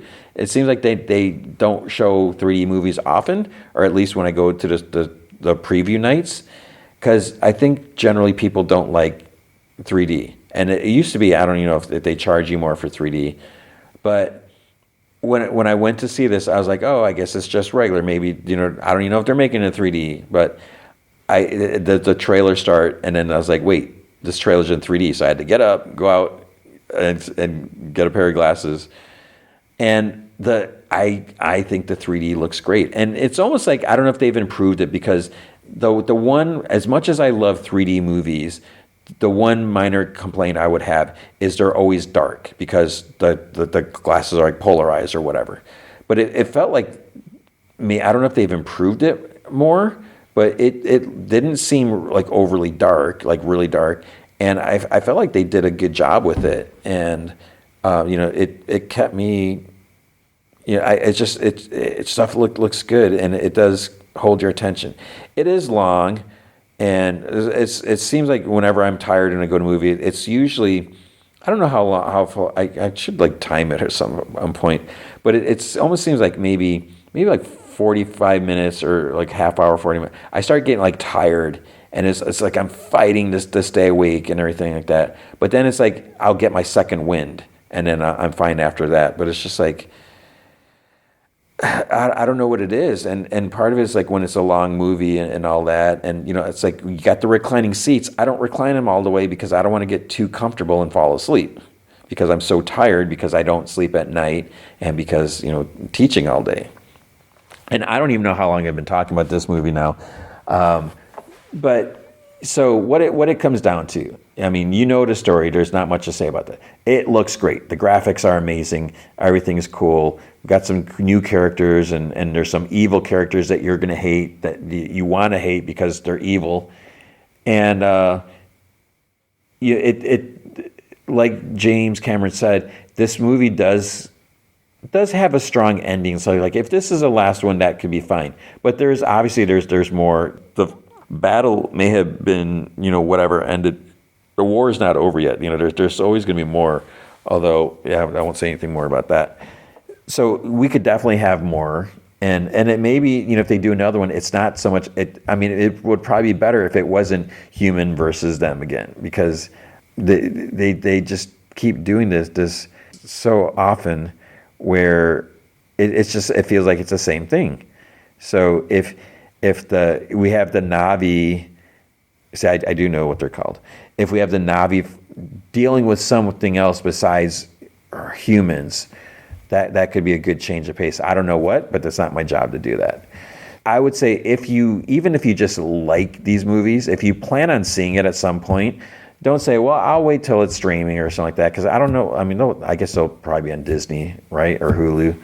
But if you plan on seeing these movies, you should see it in a theater. You should see it on a big screen with the sound and in 3D, because it looks really cool, and it's definitely worth seeing. So that is my recommendation. If you love the franchise, or if you like the franchise, even if you just like it, if you plan on seeing it, see it in a theater. If you don't care about it, you don't hate it, I'm thank you for listening to all of this if you don't care about it. But yeah, unless you're just not interested, you should see it in the theater. And this is coming from someone who does not love the Avatar franchise. I'm glad I saw it in a theater. I'm so glad I saw it in 3D, because I think that makes like a huge difference. And so I would say if you're interested, see it. Otherwise, you're not going to miss much, because it's the same thing. But there are some cool parts. So that is going to be it, because now what I'm saying is starting to repeat itself. That's going to be the podcast for this week. So big thanks to Andrew Loken for being a big supporter. You can be a supporter by going to patreon.com/gmanfromheck. Any amount you can commit to will be awesome. If you commit at the Rick Jones tier or higher, you get access to the secret podcast from Heck, which is an additional 30 minutes podcast entertainment every single week. I've been doing a lot of Marvel's What If. I may do that again this week. I don't know. It's a crazy week, as you can imagine. I mentioned at the beginning. So hopefully I'll do something. But if you can't commit to a monthly commitment, you can also help out by going to coffee.com/gmanfromheck, and you can buy me a virtual cup of coffee or two. And that's ko-fi.com/gmanfromheck. So what is going to be the movie feature next week? Next week is going to be The Housemaid. I haven't looked at the Rotten Tomato score, so I'm not really sure what people think of that. I don't think it was like super duper great, I think. Oh, actually, I'll look it up now so we get a preview, because it's no secret and you can look it up. It's at a 78% as I record this, and the audience score is at 91%. So people are liking it, so that's great. I'll talk about this next week. I listened to the audiobook, the first two books, because I think there's three of them. But I listened to the audiobook, and it's really good. And so I was surprised my buddy, like, he listened to it, because I only knew it because my wife's like, oh, you might like this. So it seems like, I hate to say it, it seems like this is like a chick book, whatever. That I can't believe I said that. But it's not, because I really enjoyed it, and my buddy, he enjoyed it, and so you should definitely see the movie. So that's going to be next week's movie feature. So it is already in theaters, but there's nothing opening, because I think the only thing opening is Anaconda. I don't know if I'm going to see that. Maybe I'll see that the following week, because I don't think there's anything. I don't know. I don't want to see it, but maybe I will. So we'll have we'll have The Housemaid, and we'll have hopefully Stranger Things, Adventure Time, hopefully. We'll have definitely Pluribus, and hopefully at least one Fallout, if not two. So I know I'm already behind. If I don't catch up this week, then hopefully next week at some point I'll get caught up, because as these other shows end, we'll still have Stranger Things, but Adventure Time has just one more after this. Pluribus has maybe just a couple, or one or two more. So I'll be able to get caught up on it. It might just be the Fallout, comic book, and movie podcast until another. I don't even know what other shows are starting up until like what's the Godzilla movie? I can't even think now. I'm so tired. But that is going to be it. So I think I already talked about the Patreon stuff and everything. So that is going to be it. What I did not say at the beginning, happy holidays. I don't know what you celebrate, if you celebrate Christmas or Hanukkah or Kwanzaa or anything that you celebrate. So this is, we call this a holiday season. I hope you are spending time with your friends and family, finding time to do stuff, getting time off of work, just to do something, relax and something enjoyable, or do whatever. I hope you've had a great year. I appreciate you being here. And again, and I don't want it to sound like this isn't the end of the year for us, because this has been 434 weeks in a row. I am determined not to let you down. I hope you will have time to listen to this show. I hope you'll have time to listen next week. So I'm determined every week to give you an episode. I appreciate you being here. I appreciate your support. And, anything you can do on Patreon, even if you don't want to do a monthly Patreon, you can go to the shop, you can, purchase an Off My Mind episode, $3. And, any little bit that you can do will help. So thank you. I hope you're doing well. I hope you have a great time with your loved ones, your whoever. And I hope you remember, be good to each other.